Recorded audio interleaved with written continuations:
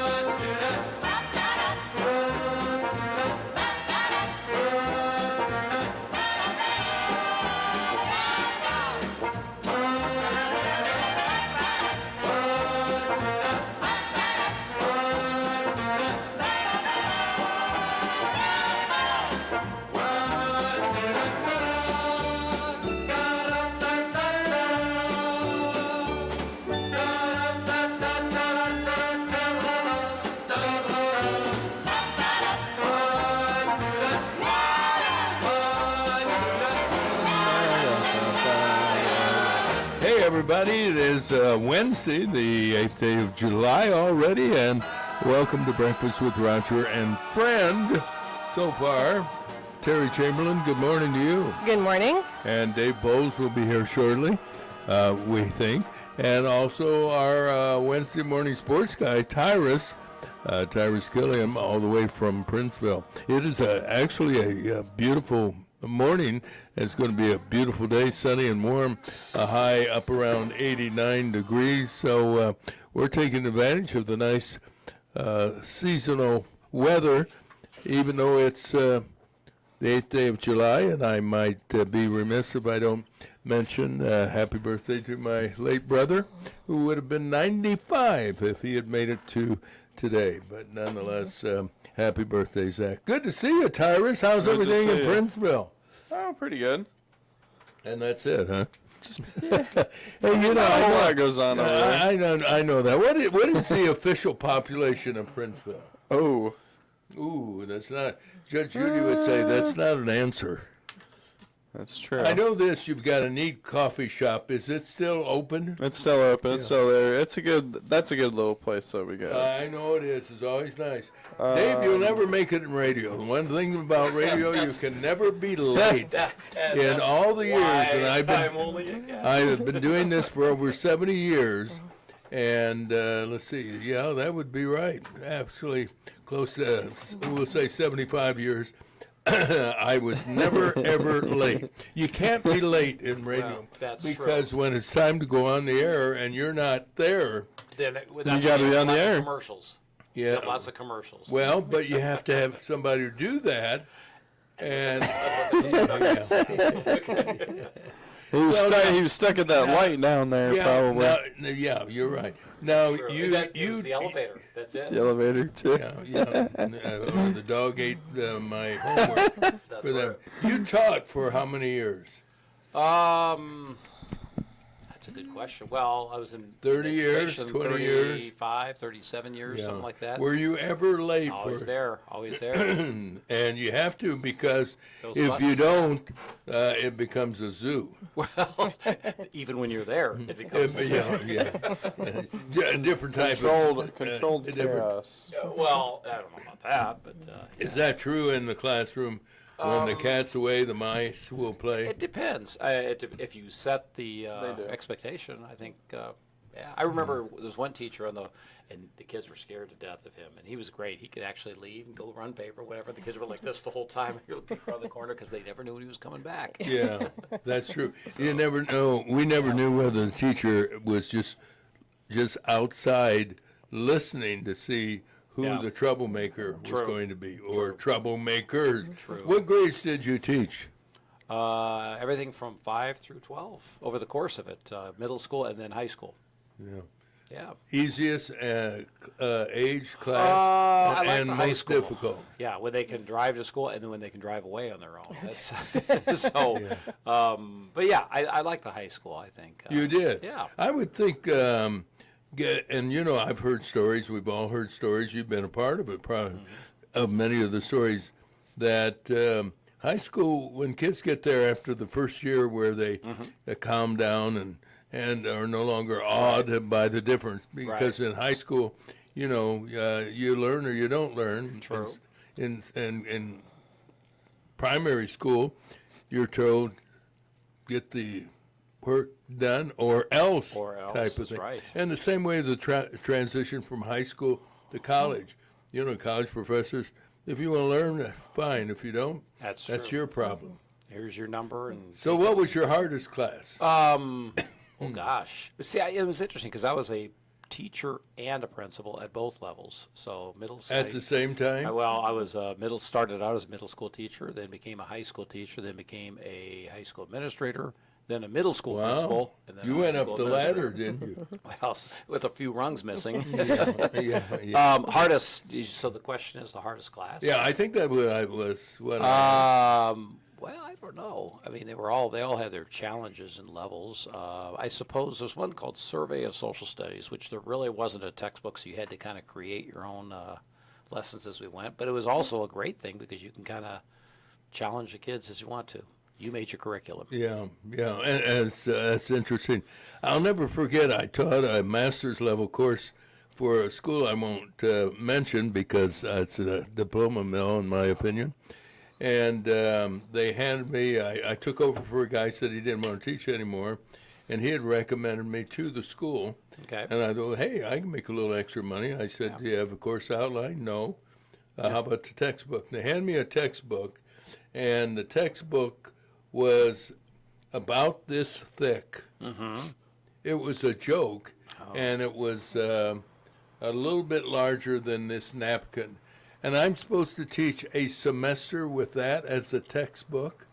And you talk about a challenge to make it interesting and worthwhile. And at the end of the semester, we had an agreement. Yeah, I'm sure. Goodbye, school, and they said goodbye to me. Well, that's okay. One of the textbooks I had showed East Berlin and West Berlin, but the only problem was it was 1994 when I was teaching it. Something's a little outdated here. Yeah. But the thing that bothered me about this little textbook, there were no pictures. Oh, gotcha. And in order to teach, you have to have pictures. Well, we have a lot to report, and as usual on a Wednesday, I will tell you, Kevin Sullivan will be here as usual, and I'm debating because I had a long conversation with our dear friend Phil Salzer, and I don't have his permission. I didn't ask, but there's not good news from Phil Salzer, and we will keep he and his wife in our prayers this morning. In the meantime, let's get into the news at the top of the hour.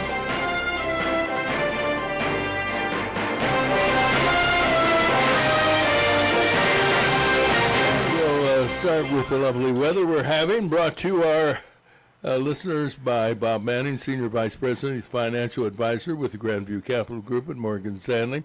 For all your investment needs, you can call Bob. He's available 309, not right now though, 671-4653.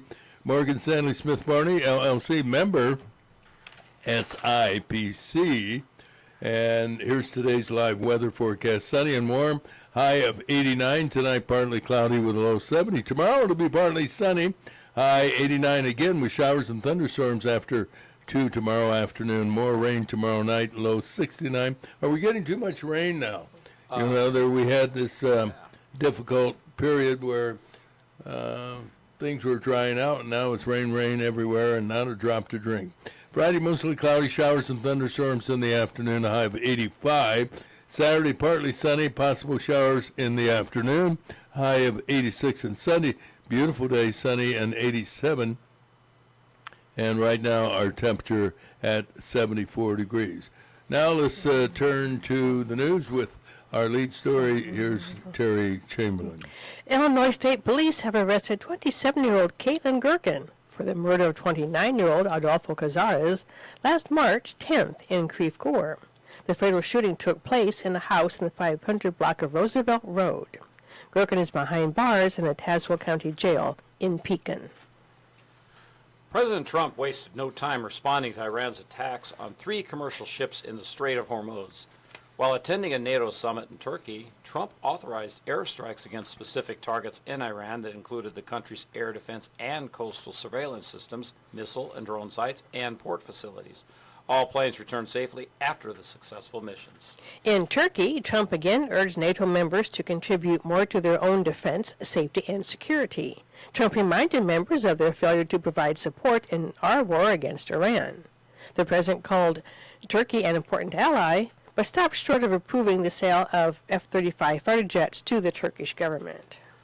The big battle in the United States is not military. It's over the candidacy for the U.S. Senate between Maine Democrat nominee Graham Plattner and leaders of the Democrat Party. After accusations by women claiming physical and emotional abuse and even rape by Plattner, he has yet to respond to demands by his own part to resign. Some sources say he doesn't want to withdraw from the race against Republican Susan Collins until he gets to name a successor.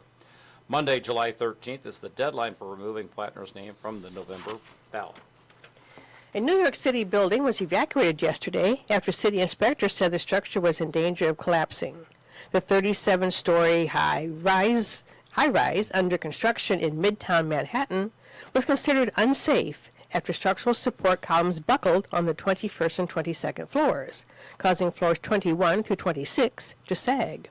Surrounding buildings, including a hotel, a school summer camp, and nearby offices were cleared as a precaution. No injuries reported. Engineers say the problem was triggered by the weight of a new addition on top of the building. Prosecutors yesterday presented more damning evidence against Tyler Robinson, accused killer of conservative leader Charlie Kirk. Prosecutors in the Provo, Utah preliminary hearing provided Robinson's DNA from the alleged rifle that was used to fatally shoot Kirk. Also from a screwdriver found on the roof of the building used by the assassin that also had DNA from Robinson's boyfriend and roommate. Video showed Robinson walking up a stairway with a limp, indicating or suggesting the rifle he used was inside the right pant leg. Now we'll talk about the case with Peoria defense attorney Kevin Sullivan at 7:30 this morning. In local news, Peoria County Coroner Jamie Harwood reports a body was found floating in the Illinois River yesterday near the Bob Michael Bridge. So far, Harwood has been unable to identify the victim. No other details have been released. Peoria police are asking for the public's help in finding a 64-year-old Ernest Porter III. The near north side African-American man has been missing since June 23rd. He's described as 5'7" with brown eyes and possibly a shaved head with some gray. Call police 309-494-8357 if you have any location information. East Peoria police are looking for the hit-and-run driver who knocked over an Ameren utility pole on Springfield Road yesterday afternoon. They also knocked out electricity to about 1,300 homes. Ameren was quick to respond. And those some of the stories we're following. Now more news from WCBU.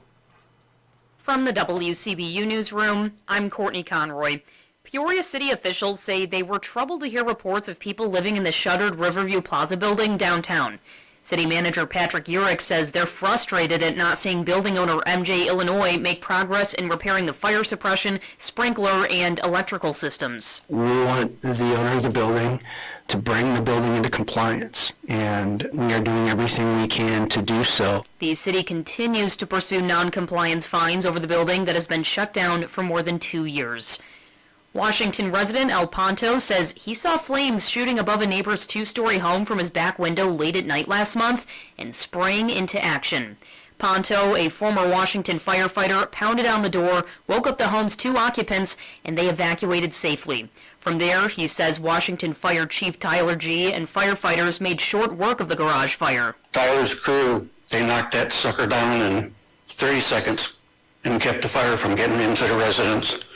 And the owners are back in the house the very next day. Ponto was honored at this week's Washington City Council meeting with a proclamation and a life-saving challenge coin from the fire department. The Peoria County Election Commission hopes to recruit more than 100 more judges for the upcoming general election in November. The commission has scheduled 2 recruitment open houses this month for people who may be interested. Duties include setting up polling places and voter equipment, checking in voters, demonstrating voting procedures, and tallying location results. The first open house is set for the evening of July 16th, and the second is on the morning of July 24th. And Illinois has expanded its definition of cyberbullying to include AI-generated false representations. Capital News Illinois reports the new law forces school districts across the state to update its policies and procedures. These updates are supposed to address the issue of altered images of students, also known as deepfakes. The State Board of Education is also required to develop statewide guidance on artificial intelligence in schools. I'm Courtney Conroy, WCBU News. Hi, Courtney. Now we have sports this morning, brought to you by Spoon River Home Health. They've been providing quality care for people in their Central Illinois homes for over 30 years now. They're a professional and compassionate staff of nurses, therapists, and home care assistants available to care for your loved ones safely and comfortably. You can reach the folks at Spoon River today at 309-245-0723. And Tyrus, what do you have for us this morning? Good morning, thank you, Roger. Let's start with Peoria Sports News. The Peoria Chiefs at 38-43 lost the opener, 14-4. They play today at 6:35 p.m. versus the Quad City River Bandits. That is the Kansas City Royals affiliate. They play 4 more after this one today, and they are away. MLB News: the Cubs at 51-40. Win against the Orioles 5-2. They look to win the series today at 5:35 p.m. The Cardinals at 47-43 on a 4-game losing streak. They lost both games last night. They had a doubleheader. So first one they lost 4-3. Next one they lost 10-2 to the Brewers. They play again tonight at 6:45. The Cardinals have not been good against the Brewers so far this year. They are 1-7. So, yes, we've been all right against the Cubs. I think we got 2 series wins against the Cubs. But just the Brewers have been just a step ahead of us every game, pretty much. White Sox at 47-43 lost to the Red Sox 8-1 yesterday. They look to tie up the series at 1 tonight at 6:40 p.m. The Yankees at 50-41 lost to the Rays yesterday 6-4. They will look for the series lead today at 5:40. They have a 4-game series. The Phillies at 51-41 beat the Reds yesterday 4-1. They look to win the series today at 6:10 p.m. In the NBA, the Chicago Bulls' first Summer League game is this Friday at 7 p.m. So the Summer League's already going on. So that means, the preseason's right around the corner, and then we'll have the NBA again. WNBA news: the Indiana Fever are 12-8, and they play tonight at 9 p.m. versus the Los Angeles Sparks. Is Caitlin Clark back on the court? Is she playing, or she should be. She should be. After every game getting beat up, and mauled, pretty much pummeled, like a elbow to the throat, just all that stuff. It's crazy. The Chicago Sky at 7-14. Play. They won last night, 77-66 versus the Phoenix Mercury, and they play Friday at 9 p.m. versus the Los Angeles Sparks. Are there any teams in Chicago other than the White Sox winning this year?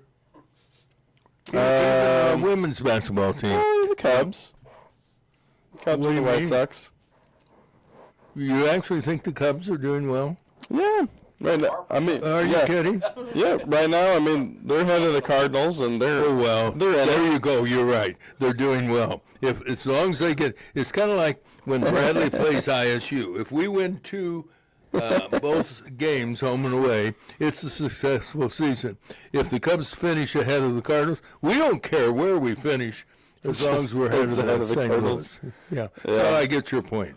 So, but I think they have a wild card spot right now, though. Like, if it ended today, they got a wild card spot. Well, it isn't ending today. Right. What's your next thought? So, we'll see at the end of the year, right? We will. Because it's been up and down. All it takes is a hot August. That's right, exactly. You're right. Yeah. For both of them. Exactly. Cubs and the Cardinals. It's called Stay Tuned. That's right. It's always a stay tuned. Teams fall off. For a long They time, I get thought hot. he was an outfielder.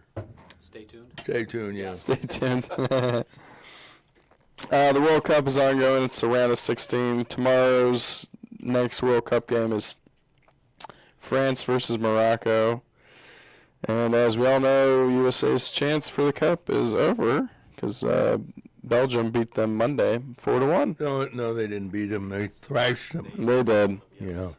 That was embarrassing. It definitely was. There's a couple of them that were That pretty goaltender bad. that came out was one of the dumbest decisions not in supposed soccer. to.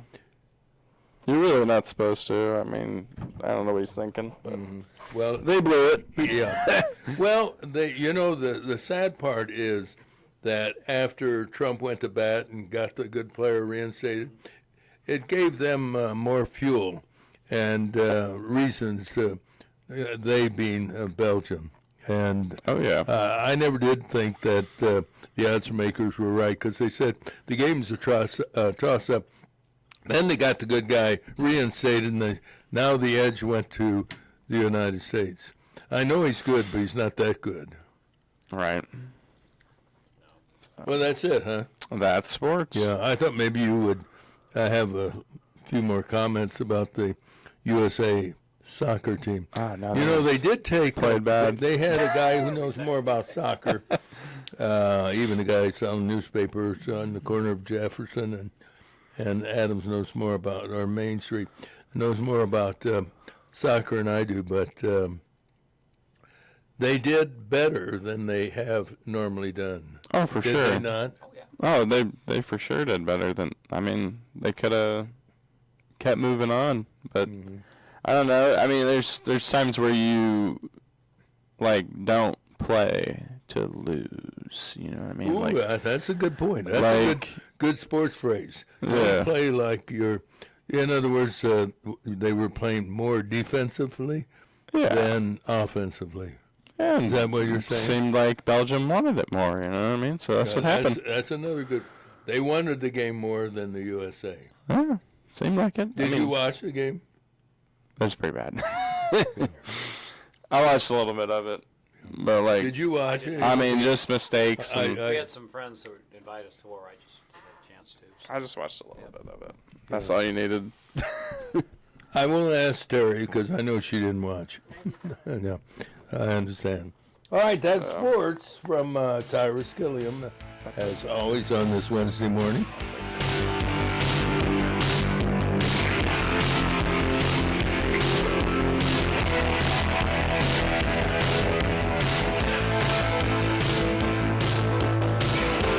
Well, I want to tell everybody we are celebrating this morning with a delicious blueberry Kringle from where you're the authority on Wisconsin. Where is that from?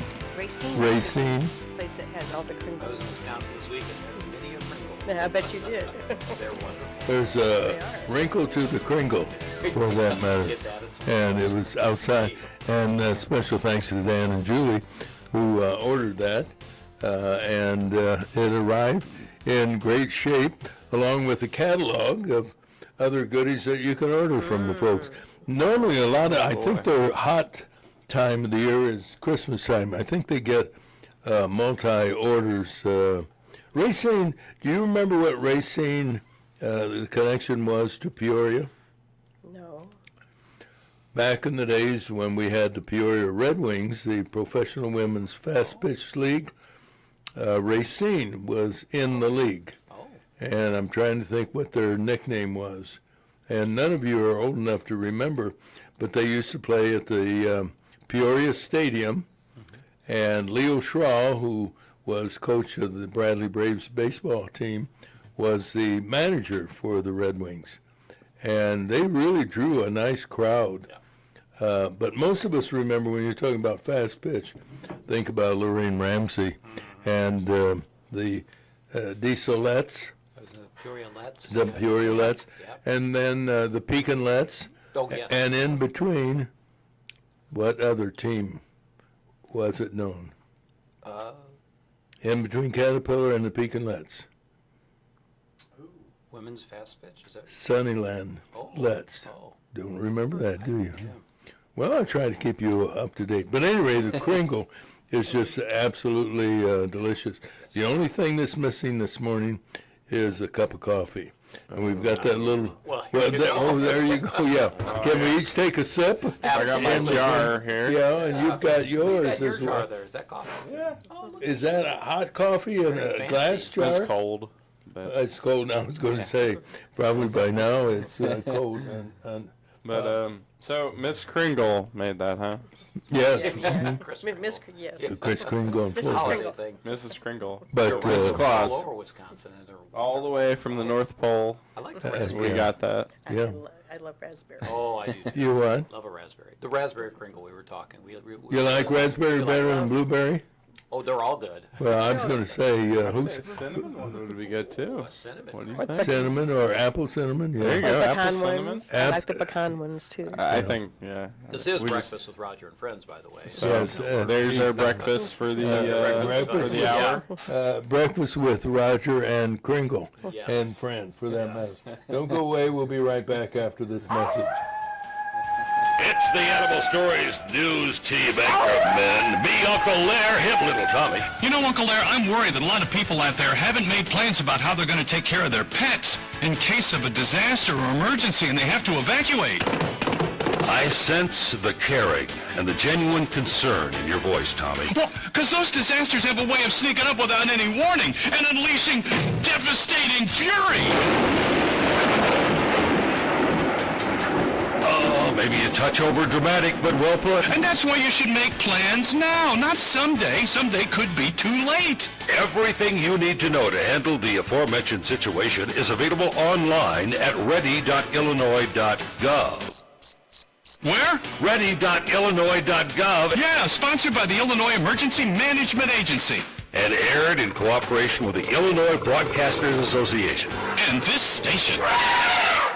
You know, there's a story breaking out of Turkey that President Trump was asked because they've responded with a number of airstrikes against certain locations, as we were reporting this morning on our newscast, if the ceasefire is over, and the president said yes. And that means we're back to square one, although he said they're still negotiating and they're on the scene trying to do their best. But he characterized, and as you know, when Donald Trump speaks, he holds back everything. He doesn't say, exactly right. And he let loose with a barrage today and said they're liars, they're cheats, you can't trust them. And he said, I've been working with people my entire life trying to arrange deals, but you can't with this bunch of renegades. And he left no questions unanswered, as he indicated that I think there are a lot of people who felt they shouldn't have stopped. They should have continued until they made a regime change. And I don't think things are going to change until they get a different group of people with a different mindset running the country of Iran. But we will see what we will see. And what is happening right now is we're back to bombing Iran and at targeted sites. And as you know, we're pretty good at doing that as well. Well, since we're into the news, let's go ahead and bring you what we have this morning.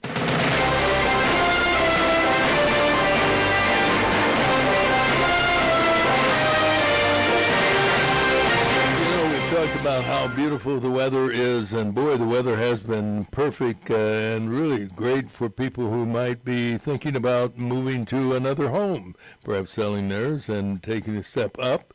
And Realtor Kathy Reynolds of HomeSmart is available to help you in that search for a new home, a new location, a new residence. And you can reach Kathy today of HomeSmart at 309-696-2162, 696-2162. Teri has the headlines.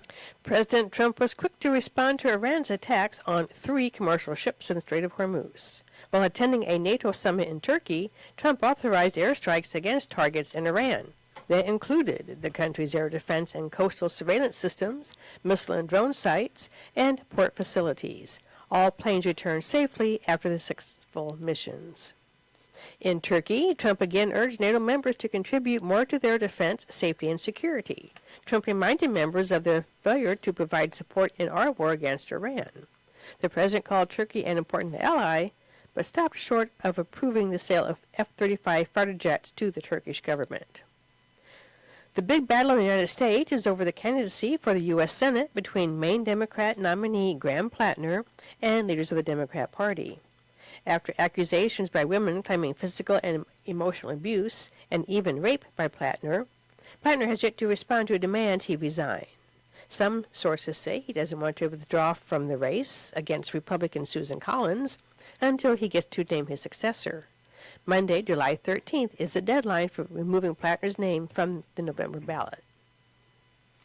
A New York City building was evacuated yesterday after city inspectors said the structure was in danger of collapsing. The 37-story high-rise under construction in Midtown Manhattan was considered unsafe after structural support columns buckled on the 21st and 22nd floors, causing floors 21 through 26 to sag.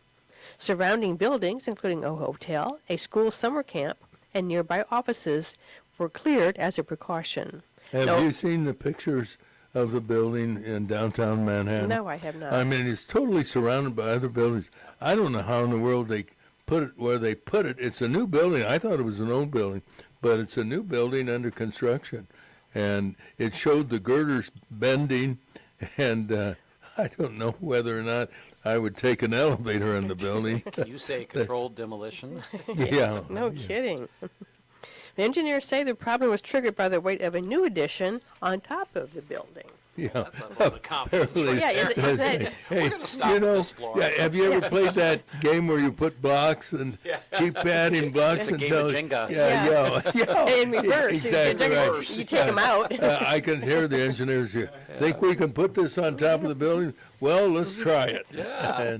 And 2 days later said, I don't think that was a very good idea. Girders are not supposed to be expandable. I don't think so. Nope. They're not supposed to bend either, for that matter. Supposed to calculate for all that stuff, and Well, that's what Before you engineers are put it supposed on to there. do. Yeah. Yeah. Prosecutors yesterday presented more damning evidence against Tyler Robinson, the accused killer of conservative leader Charlie Kirk. Prosecutors in the Provo, Utah preliminary hearing provided Robinson's DNA from the alleged rifle that was used to fatally shoot Kirk. Also, from a screwdriver found in the roof of the building that had DNA from Robinson and his boyfriend and roommate. Video showed Robinson walking up a stairway with a limp, suggesting the rifle he used was inside the right pant leg. We're going to talk about this case with Peoria defense attorney Kevin Sullivan at 7:30 this morning. In local news, Peoria County Coroner Jamie Harwood reports a body was found floating in the Illinois River yesterday near the Bob Michael Bridge. So far, Harwood has been unable to identify the victim, nor the details have been released. Peoria police are asking for the public's help in finding 64-year-old Ernest Porter III. The near North Side African-American man has been missing since June 23rd. He's described as 5'7", with brown eyes, and possibly a shaved head with perhaps some gray. Call police at 309-494-8357 if you have any location information. East Peoria police are looking for the hit-and-run driver who knocked over an Ameren utility pole on Springfield Road yesterday afternoon. They also knocked out electricity to about 1,300 homes. Ameren was quick to respond. And those are the headlines, Roger. All right, now a check of the weather brought to you by Mr. Weather, Kyle Barnard, providing personal and business insurance for auto, home, life, and health. You know, Kyle works with a number of different companies to find the right price and the right policy. And he does it for individuals, families, and even for businesses. And you can reach Kyle today at 309-682-0519. Nice guy to do business with. Here's today's forecast. Sunny and warm, a high of 89. Tonight, partly cloudy and a low of 70. And tomorrow it'll be partly sunny, and we're a high of 89 once again. And elsewhere, we can tell you the more rain tomorrow night. Overnight low 69. Friday, mostly cloudy, showers and thunderstorms in the afternoon, a high of 85. And Saturday, partly sunny, possible showers in the afternoon, a high of 86. And Sunday, beautiful day, sunny and 87. And currently our temperature at 74 degrees. And there you have the latest.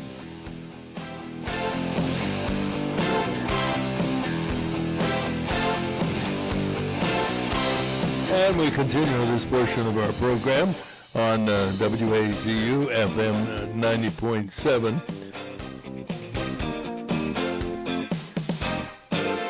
I don't know about the rest of you. We're going to talk to attorney for Peoria, Kevin Sullivan.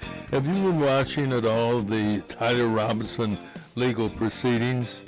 It's called a preliminary hearing. And it sounds like I thought the trial was underway with what was going on. This is the third day, and they had a defense attorney on one of the cable stations, and she said, when asked, what's the typical length of a preliminary hearing, and she said 45 minutes. This is in the third day. So what you worry about is the competency of the judge. Why is the judge stretching this out? Does he love being on TV? Is that the issue? Something strange is going on because what is happening is, as I say, we're in the third day of a preliminary hearing, and it's supposed to be all over and the trial date set and so forth. But there's some good questions to ask when Kevin gets here about what in the world is going on. And then, of course, the other subject in the news today is about Graham Cracker Plattner, who appears more and more as a nutcase. The guy has been involved. Are we having trouble with YouTube? Well, Kathy says take off the logo, but...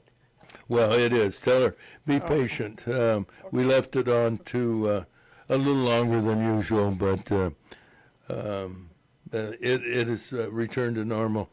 It is amazing the delay between what we do here in the studio and what people do on YouTube, but viewers need to remember that this is going all over the world.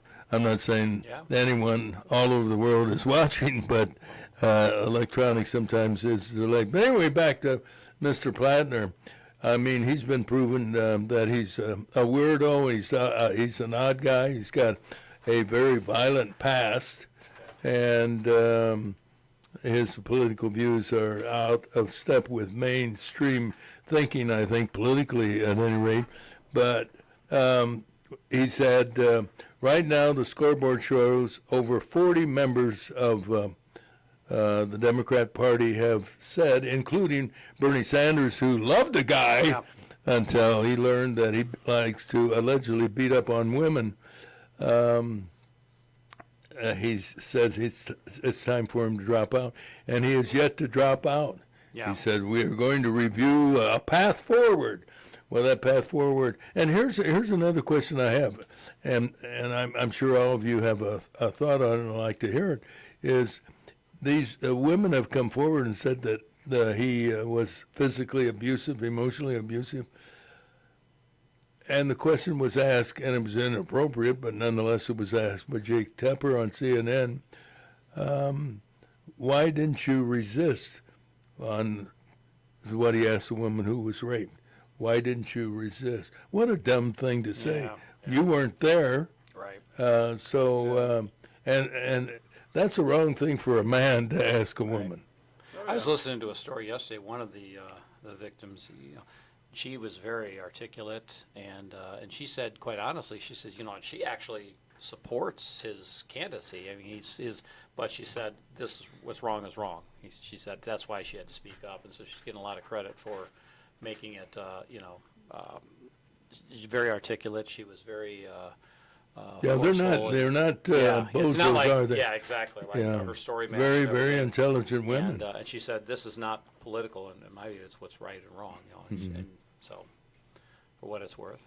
When you see the list of things that he's been charged with, you said like they had another guy on cable this morning who said, at what point and he listed all the things that he's been charged with over the years. Yeah. And said, at what point do you finally throw the towel in? It's kind of like years ago during boxing matches when a boxer was getting the crap beat out of him. His trainer would throw the towel in the ring, like, stop the fight. He's been beaten up. And what did it take for the party, the Democrat Party, to finally throw the towel in the ring and say, that's it, this guy is not fit to serve in public office? I don't understand. Usually there's a pretty good screening process. As a matter of fact, there's an organization here in the Peoria area that interviews candidates for public office to determine who they're going to endorse, who they're not going to endorse. That is a typical process for just about any elected office. Sure, people come forward and say, tell their party, I'm interested in running for dog catcher. Okay, tell us why, and let's have an interview, and we'll have a committee talk to you and hear your reasons for running as to whether or not we will endorse you for office. I don't think they did that with Mr. Plattner, because we're finding out it's like the drip drip of a faucet. At what point do you get up to go and turn it off to stop listening to it drip? It just seems odd to me that he's gotten this far. Right, and Hakeem Jeffries has even called for his resignation. Is he the latest to it? Yeah, he said simply, this is enough. I just heard that interview yesterday, so who knows? We'll have to see what happens. What do you think Plattner's reasons for? So far, he hasn't said that he's going to withdraw, and the latest rumor is he wants to be able to name who it is that's going to take his place. You know, that's like, I'm sentencing you to 20 years in prison. Okay, Judge, but I want to tell you where I want to go. You know, I don't want to go to Joliet because it's hellhole. Have you got something in Hawaii? For that matter. It's just kind of crazy in my opinion. Yeah. All right, how about our pet tip of the day today? Let's see what Today's pet tip is brought to you by Peoria Pet Crematory of Peoria and Lewiston, providing final care for family pets large and small, 24 hours a day, 7 days a week. Their phone number is 713-1898. That's 713-1898. More information is available at peoriapetcrematory.com. Pet lovers are dedicated to their animals, all species from horses to turtles and of course cats and dogs. If you are a pet lover, learn these little-known, somewhat amazing facts about your pet. Ever since the Katrina disaster, the law regarding the rescue of humans and animals has been changed to include evacuating owners and their pets. Rescue personnel are now required to set up animal disaster shelters that are near or cohabitate with the human disaster shelters. Since each owner has a unique set of needs or ways of treating their pets and will want to care and visit their pets, then the owners must show up at the shelters prepared. You should have a disaster preparedness kit for each pet. Do you have such a kit? Do you know what is required to be in this kit? Every county's EMS team has brochures for the pet owner detailing just what's needed if a disaster strikes in your area. I urge you to get the pamphlet and make a kit and be ready.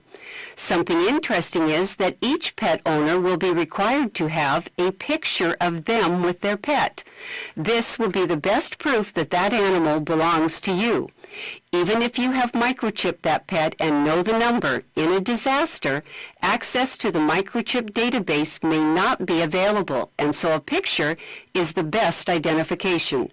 Also consider if you leave each day with your pet caged or tied in some way that could end its life if a disaster struck. You may want to find a better solution for containing your pet while you are away. Please be prepared for what we hope never happens. This whisker of information has been made possible by a grant from the Corporation for Public Broadcasting in partnership with Spot, Saving Pets One at a Time, and KSBR Studios. Produced by Joseph C. McGuire and theme music by Stuardo Glasser. Today's pet tip has been brought to you by Peoria Pet Crematory of Peoria and Lewiston, providing final care for family pets, large and small, 24 hours a day, 7 days a week. Their phone number is 713-1898. That's 713-1898. More information is available at peoriapetcrematory.com. I love listening to the pet tip of the day, and usually it's a dog or a cat. I can't remember, one time she was talking about the hummingbird, and I'm trying to think, has there been any other animals? Talking about The horse once too. yeah, and Well, that makes horse sense. was she talking about zebras yesterday? What? I thought I heard her talk about zebras yesterday. I don't, sometimes I get busy with other things I don't, Horse of another stripe. yeah. Yes, it is. Yeah, and you can lead a horse to water, but you can't make them drink. This is true. Yeah, I don't know whether that's true or not. I know this, when I let my dog out to do his business, I have to talk to him about it. Hey, you know, pal, we came out here to do something, okay? And all you do is you're sitting there looking around, and I know what you're doing. Yep. You're looking for trouble. Yep. And we came out here for you to go to the bathroom. Now get busy. Yep. And then I use, you know, the magical terms, potty. You Nothing. know what potty means? Yeah. And in the meantime, he's looking at this tree and that bush and thinking that somewhere something's lurking that I want to get after. Yep. In the meantime, don't bother me. When I'm ready, I'll let you know. My dog does the same thing. Yeah. You have to talk to him. Yeah, she just goes out there, sits, like, even if it's like, I want to go out in the rain. Like, why do you want to go to the bathroom out in the rain? Yeah. But, like, okay, so then we'll do that. And I'm like, okay, fine, we'll go out there. But then she'll still go out there and just sit, look around. I'm like, what are we doing? Yeah, exactly right. I thought at one time that maybe I needed to show my dog what to do, and then I realized some neighbors were in the Neighbors are in their pool back there. I decided not to say, now watch what I'm doing. And then everybody in the neighbors started watching. Had construction permits for 9-foot privacy fences the next day. Exactly right. Now, the question then, because this is not a puppy dog. This is a dog that's 8 years old, at least. And I'm still, you know, working on, like, I had an alarm going. I want to say a special thanks to Rob McQuett, plumber over in Pekin, Illinois. The alarm on my sump pump kept sounding.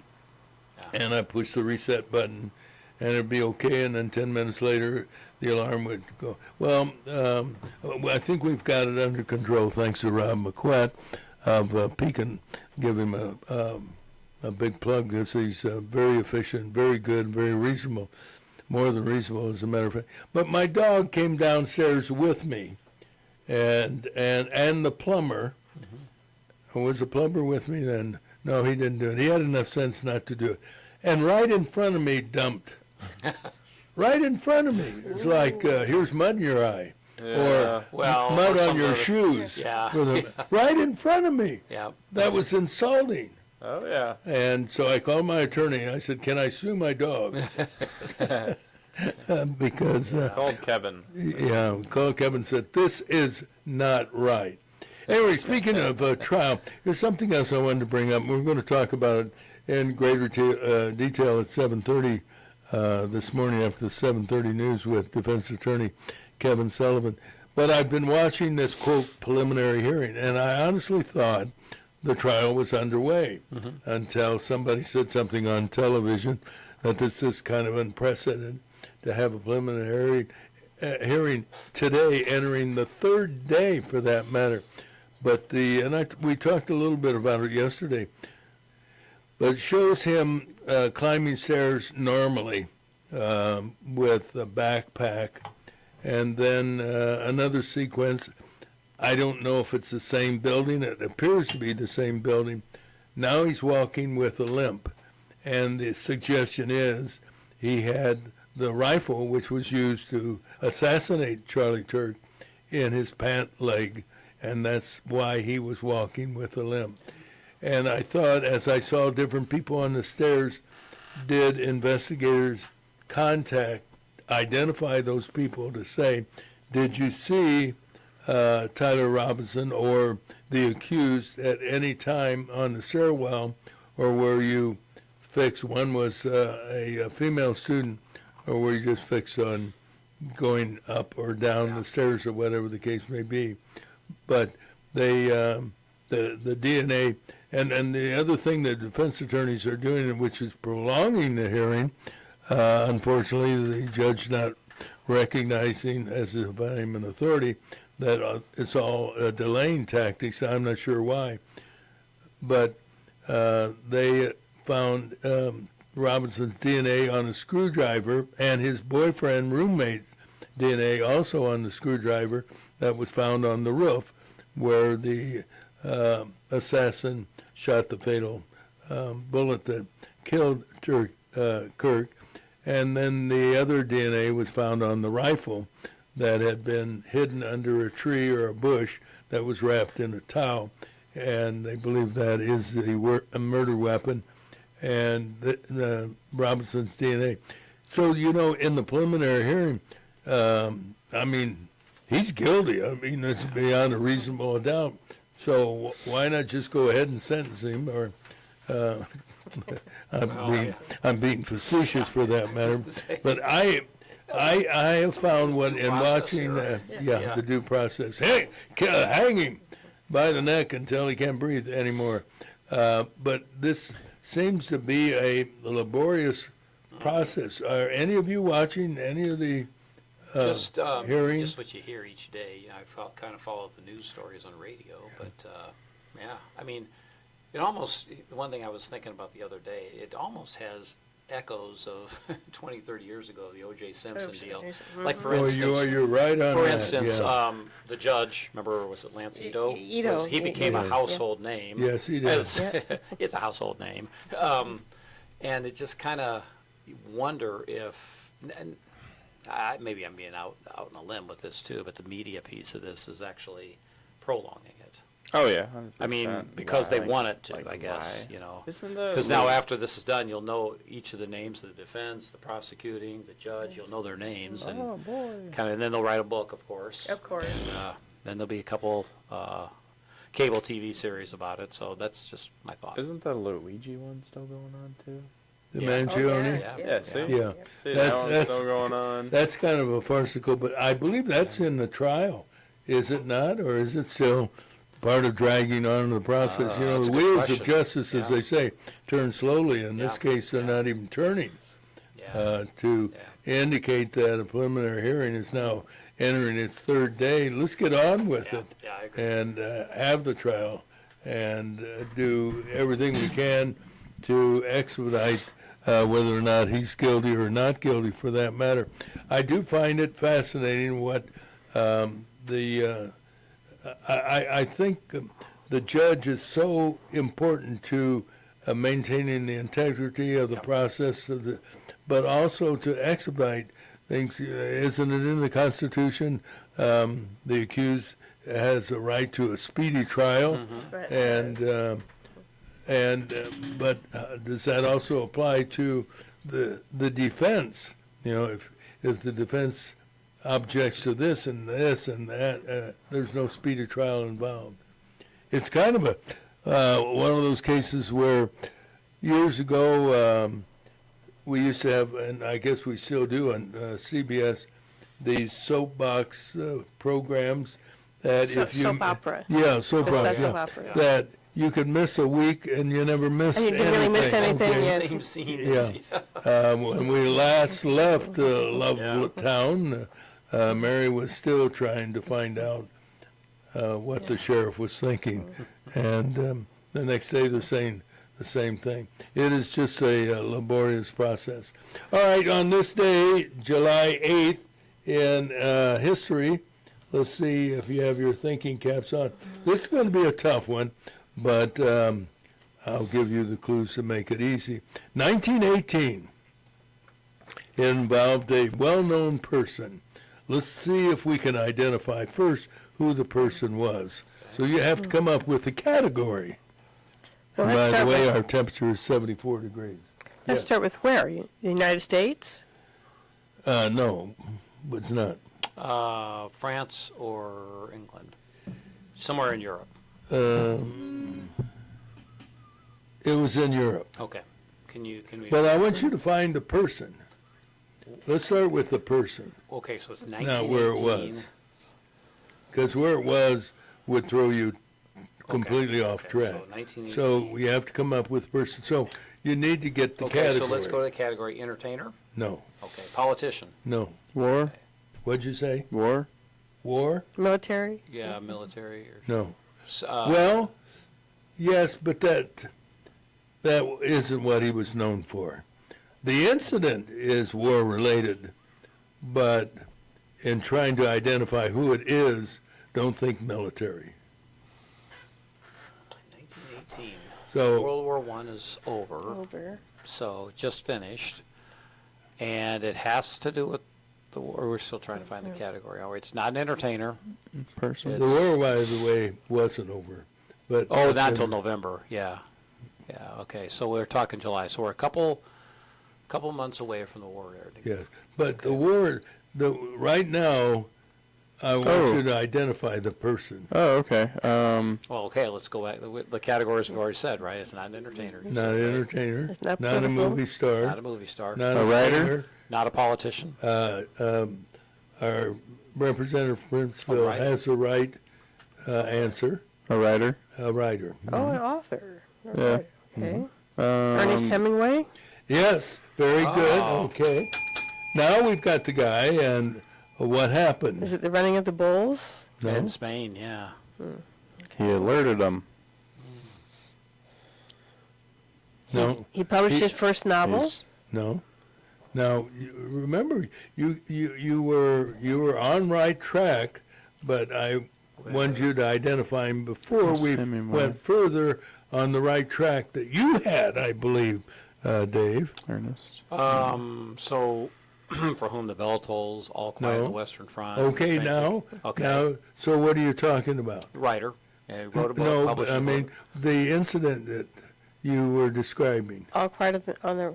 All quiet on the Western Yes. Front. So what does that mean? Oh, the army. Well, that's not until. He was a news Yeah. correspondent? Was he? Yeah. Well, I didn't know he was that. Yeah. Early. Okay.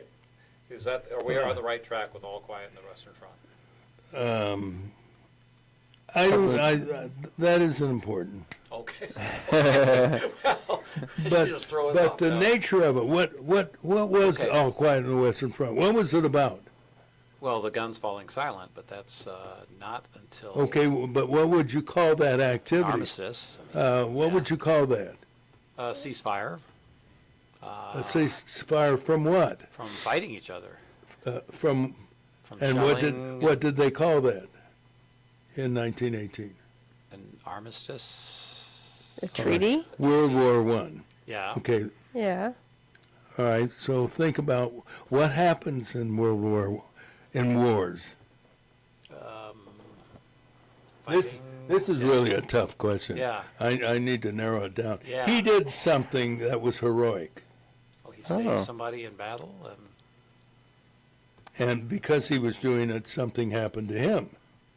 He was wounded. Yes, okay. very good. Did he get the Purple Heart? He was severely wounded while carrying a companion to safety on the Austro-Italian front during World War I. He was working as what? Was a war correspondent, No? a medic. Yes. Okay. As a Red Cross ambulance driver. Okay. Okay. And he was decorated for his heroism and was sent home. He was severely wounded. Okay. Where was he born? New York? No. Was it in the States? Yes. Oh. Where was Illinois? Yes. Oh, Where? really? Chicago? Well, close to it. Palatine? 2 words. 2 words, huh?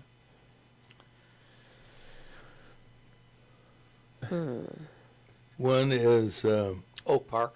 yes, Oak Park is correct. That's what I thought. Born I remember seeing. 1899, Yep. and he joined the Red Cross. He worked as a reporter for what city newspaper? And you would think Chicago, but it wasn't Chicago. In New York, United Press. No, Midwest. Oh, okay. St. Louis Big, Dispatch. a famous city that Ed Hammond loves. Kansas City. Yes, Kansas City Star. After the war, he married, smartly, the wealthy Hadley Richardson. The couple moved to Paris, where they met other American writers, including F. Scott Fitzgerald, Gertrude Stein, and Ezra Pound, and Ed Hammond.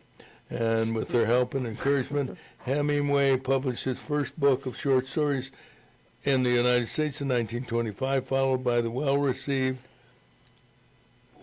book in 1926? Old Man and the Sea. You would think so, but this one came Quiet on before the that. Western Front. No. The Sun Also Rises. Oh, You remember that? I don't. I don't. Hemingway went on to write The Old Man and the Sea in what year? 1929. 1952. Ooh. His first major literary work in nearly a decade, the book won the Pulitzer Prize in 1953. Did he kill himself? Yes, he did. Yeah. I've been to, we went to Key West to Oh, see so his you've house. been to his So I've house? been to his house. Did and you there- been to there's his cats house? everywhere. Yeah, and they're polydactyl. There's cats on the bed. They're everywhere. They're everywhere. Yeah. Really? Yeah. Yeah, my It's a neat friends were down house. there, and she Yeah. took pictures of Judy. I got pictures too. There's a cat in a sweater box in the, Yeah. in the gift shop. Cats You know, in the they're office. everywhere. I Yeah. mean, Yeah. Was he an oddball? It's a little eccentric. Yeah. Okay, he was an oddball. Yeah. Coulda used No, it. at his level, it's eccentric. Yeah, But it's exactly. an interesting place. I'd love to get there. Did somebody do a movie about him? I think so. Oh, probably. Several. All right, we have news, weather, and sports at the top of the hour.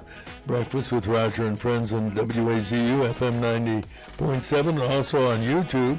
And in the next hour, we'll talk to Peoria defense attorney Kevin Sullivan. We're going to talk about that trial in Provo, Utah, so stay tuned.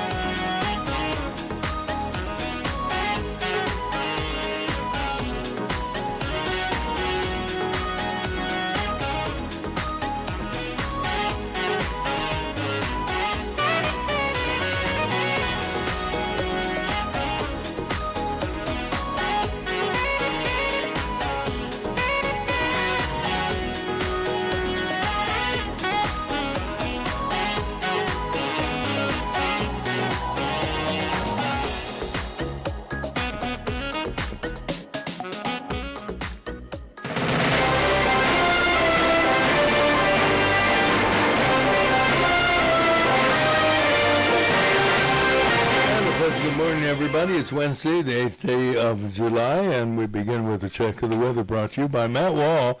Matt is CPA and tax specialist with Gordon Stockman Wall. Matt's going to join us this week on our program to talk about the Trump accounts and answer any questions you might have.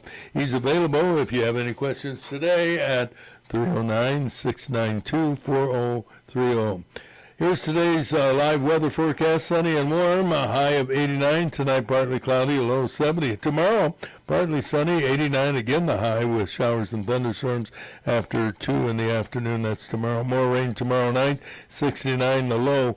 Friday, mostly cloudy, showers and thunderstorms in the afternoon. The high on Friday, 85. How about Saturday? Partly sunny. Possible showers in the afternoon, a high of 86. Sound like a broken record. Sunday, sunny and 87. And right now, our temperature standing at 75 degrees. And that's a check of the weather. Now, with news, with our lead story, here's Teri Chamberlain. Illinois State Police have arrested 27-year-old Caitlin Gherkin for the murder of 29-year-old Adolfo Cazares March 10th in Creve Coeur. The fatal shooting took place in a house in the 500 block of Roosevelt Road. Gherkin is behind bars in the Tazewell County Jail in Pekin. President Trump wasted no time responding to Iran's attacks on 3 commercial ships in the Strait of Hormuz. While attending a NATO summit in Turkey, Trump authorized airstrikes against specific targets in Iran that included the country's air defense and coastal surveillance systems, missile and drone sites, and port facilities. All planes returned safely after the successful missions. In Turkey, Trump again urged NATO members to contribute more to their own defense, safety, and security. Trump reminded members of their failure to provide support in our war against Iran.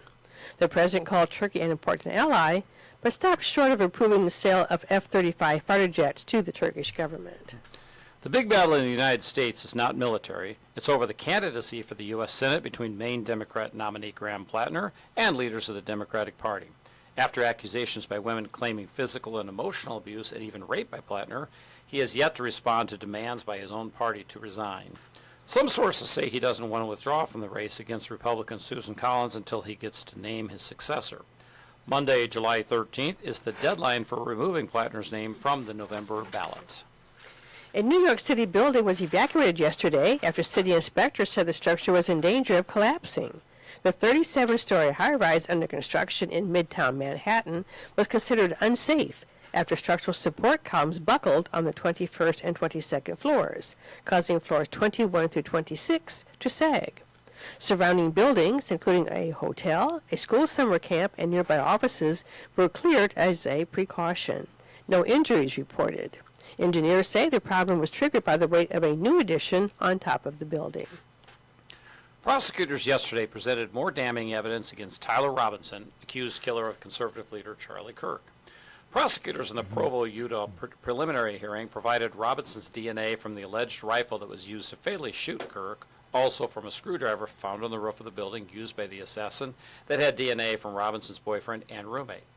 Video showed Robinson walking up a stairway with a limp, indicating or suggesting the rifle he used was inside the right pant leg. Now we'll talk about the case with Peoria defense attorney Kevin Sullivan at 7:30 this morning. In local news, Peoria County Coroner Jimmy Harvard reports a body was found floating in the Illinois River yesterday near the Bob Michael Bridge. So far, Harvard has been unable to identify the victim. No other details have been released. Peoria police are asking for public's help in finding 64-year-old Ernest Porter III.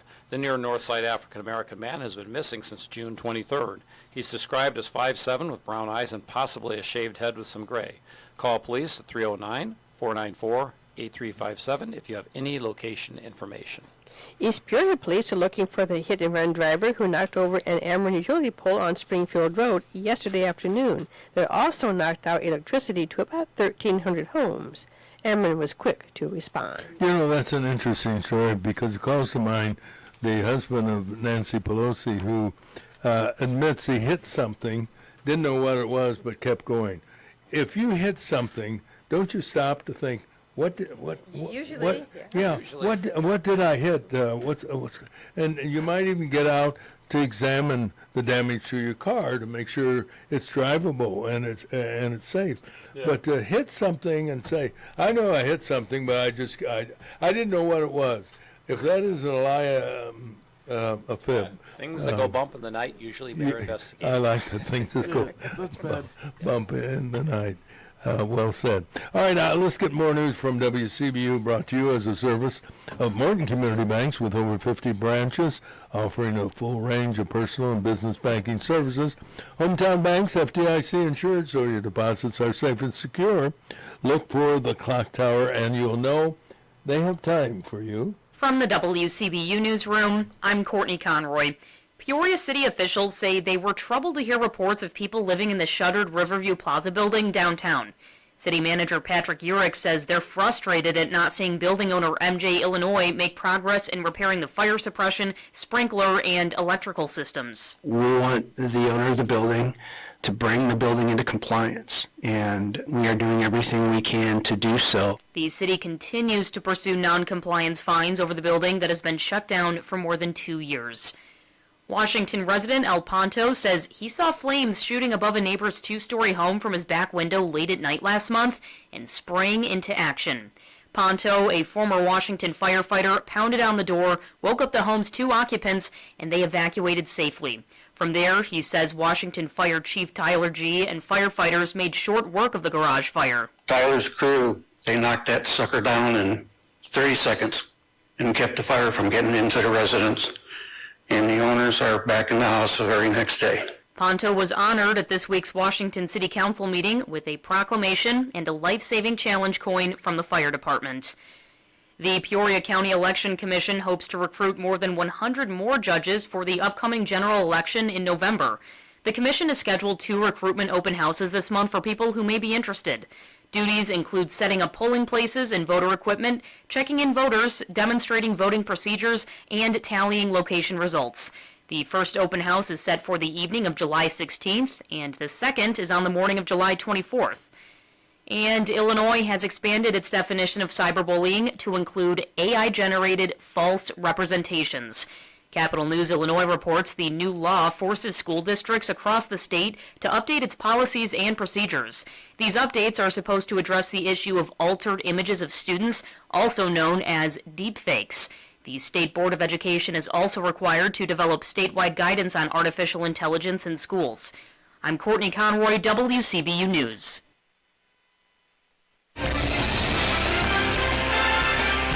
All right, Courtney, thanks for the latest from WCBU. Now, let's go into the WAZU dugout.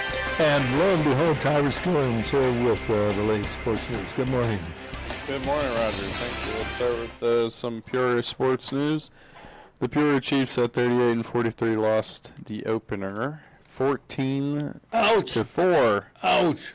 They play today at 6:35 p.m. versus the Quad City River Bandits, the Kansas City Royals affiliate. They play 4 more after this one today, and they are away for that 6-game road trip. You know, they usually do that. 6 at home, 6 away, you know, all that stuff. MLB news, the Cubs at 51-40 win against the Orioles 5-2. They look to win the series today at 5:35. You know what? Shouldn't look to lose, so yeah. The Cardinals at 47-43 on a 4-game losing streak. They lost both games last night, 4-3 and 10-2 to the Brewers. They play again tonight at 6:45 p.m. We have not been good against the Brewers. We're 1-7 against them so far. Still above 500, that's all. Yeah, as a whole, still above 500. It's but called a silver lining report. yeah. And also, infielder, outfielder Brian Torres, he pitched 2 scoreless last night, which is so random. And I think he was like basically our only pitcher, air quotes around that, that didn't give up a run, which is something. White Sox at 47-43 lost to the Red Sox at they lost 8-1 yesterday. They look to tie up the series at 1 tonight at 6:40 p.m.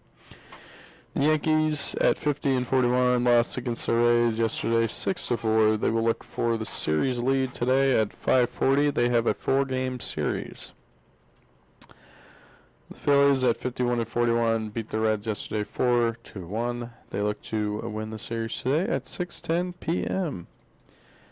The Chicago Bulls, for your some NBA stuff.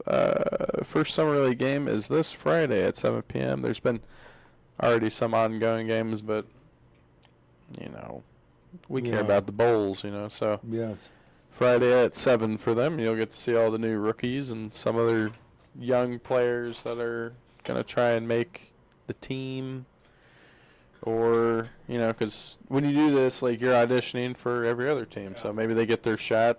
You know, everybody's looking for a shot. WNBA news: the Indiana Fever are 12-8 and play tonight at 9 p.m. versus the Los Angeles Sparks. The Chicago Sky at 7-14 won last night 77-66 versus the Phoenix Mercury, and they play Friday at 9 p.m. versus the Los Angeles Sparks. World Cup is ongoing. It is the round of 16. Tomorrow is the next World Cup game, France and Morocco. And as we all know, U.S.'s chance for the Cup is over. Belgium beat them pretty good, 4-1. And that is our sports report. Good job as always. As we continue, there's a story out of Brazil that a judge has ordered the parents of school children they homeschooled to 50 days in prison for intellectual neglect. What's going on? Of course, Brazil, that's another story, but I don't get it. You're an educator. How can a judge? You know what I worry about judges? They have to assume the position. They know everything. Yeah. I mean, really, they cover from A to Z. Homeschooling. What's the information? I know they rely on prosecutors' information and evidence, so to speak. Right. But it's just like on the Supreme Court. That's why both sides of the political aisle are having fits over some of the decisions. Are these the brightest minds judicially in the country, in the Supreme Court? I think most of us would agree they are not the brightest minds. And yet they're making decisions that I still am flabbergasted that they believe that the United States should be the only country in the world that if you have a woman from Brazil having a baby in the United States, that baby automatically becomes a U.S. citizen. That's lunacy. I mean, you don't even have to. My dad went to high school for one semester, and because his father couldn't support the family, he quit school to go to work to help support the family. But my father was one of the smartest men I ever met. He wound up getting a GED later in life after he was married and had a family. He started taking GED classes. But he would be smart enough, as everybody in this room is, that that's stupidity to say that because a baby's born in this country, it automatically becomes a citizen. There's not a country in the world that does that. So does that mean that the Supreme Court, by a vote of 5-4, that we have 5 people who are brighter than the 4, or brighter than the 4 in this room, for that matter? It's just crazy. And to see a judge in Brazil believing that the parents are not intellectually smart enough to teach their children. What did we do in the days of Abraham Lincoln? There was a lot of homeschooling going on then, wasn't there? But that was also the most common degree back then, was the degree in common sense. I mean, think about By that. Thomas Paine? That's true, yeah. But I mean, just think about that. People just had a sense of civic responsibility, of wanting to pull themselves up by their own bootstraps, so to speak, and bettering themselves. I don't know if you see that now. Somewhere along the line. We lost that idea, lost that. exactly. Yeah, That's my somewhere. point. Yeah. What is the function of the Peoria County Regional Office of Education? We are a service to educators, to the community, and anybody. We handle licensing, but also educational support services. And so don't you survey the schools in We do. the county, and what are you looking for? Curriculum, a lot of times myself, and as you know, our John Meisinger, and Who? John, we know that guy, don't we? Our Monday Name guy. rings a bell. Yeah, and Dave Overfell, the three of us, we do curriculum audits just to check and see if schools are. What does that mean when you say curriculum audit? Well- Is that essentially, if you broke it down in simplistic terms, We you basically check to are, see what you're What are you teaching? doing? How are you doing it? And can we help you? As we say, we're from the government, and we are here to Yeah, help. usually when you hear a knock on the door, Right. and I'm from the government, we're not home. But again, we're a service. Our goal is to help educators become better educators and support them in their journey. Yeah. That's a lot different than when I was growing up many decades ago. It was the regional superintendents an outgrowth of legislation by Yes. the state? So the regional superintendent is quite technically a liaison between the State Board of Education And local school and districts. local school districts. Yep.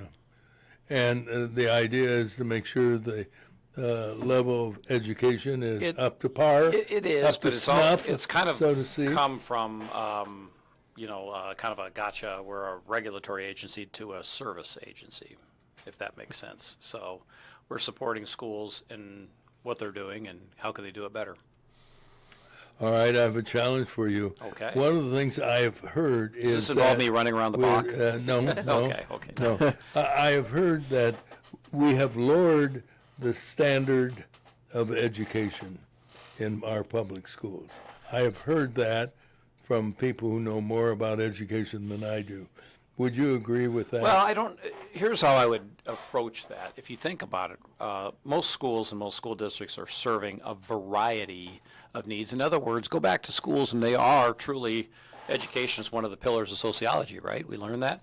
And so schools are having to take on the role that traditionally families took on, that perhaps other agencies took on, churches for that matter. And so I think what's happening is that the standards, as you say, I think the performance level might be lower because they're doing more. They had to do more. Think about this. Go back 50 years ago. What did schools do? Reading, writing, arithmetic, right? Exactly. Who took on the role of values, of supports, things like that? Well, the families. teacher. Yes, but in some extent, families. Like, for instance, a lot of schools in the 1950s, you didn't have lunch at school, right? You walked home for lunch. You That's walked right, to school. yeah. How many school Or the buses? Mothers Club. And did you see a lot of school buses? Not really, because you got... Because you had neighborhood schools. Exactly. That's exactly my point. So in other words, the schools operated as beacons, and this goes back into our nation's history, right? Even the Northwest Ordinance said that schools were a focal point of each as townships were created. And so somewhere along the way, we've kind of lost that. And so schools have had to take on all these other duties that traditionally other agencies, other families did. And I think that's probably the best answer to your observation, in that the standards are more challenged than they were before. Yeah. I don't know about you, but we really went in the wrong direction when we started doing middle schools and larger school complexes rather than neighborhood schools. You know, we used to say, there used to be the argument, there's no argument anymore, it is what it is, of neighborhood schools. Because for one reason, as you indicated, it was not unusual for me during the lunch hour at Kingman Grade School, because I lived 2 blocks away, to walk home for lunch and then walk back for the start of school. Or we had our Mothers Club that maybe on a Wednesday served baked beans and hot dogs, or hot dogs and whatever. And Mothers Clubs are gone. We used to have, what was the organization of parents? PTOs, parent-teacher organizations, sure, or PTAs. That's gone now. And now we see the city every morning and every afternoon lined with school buses, and the kids spend much of their educational day riding to and from the school, which is ridiculous. And Roger, to your point, I think also one of the big changes used to be 50 years ago, how can we serve the school, has now flipped to how can the school serve me? And Interesting. That seems to be what we see now, and that, you know, there's, and I agree with you, the neighborhood school was just this beacon, right? You know, it was. You had after-school programs there, people were proud of it. There were even cases where, you know, parents would go mow the yard because it was in their neighborhood. They wanted it to look right. So. The life has changed. And I remember the principal of the school, families knew. My family knew Bob Burt. Robert O. Burt was the principal of Kingman Grade School. And if I got into trouble or suspected, the phone rang and it was Robert O. Burt calling my dad, or calling, I hope he didn't call dad, calling my mother, or send home a note. So everything I did that day was being monitored, and not just Roger, but all the other kids, Janet and Mary Kay and Betty, et cetera, and so forth. Right.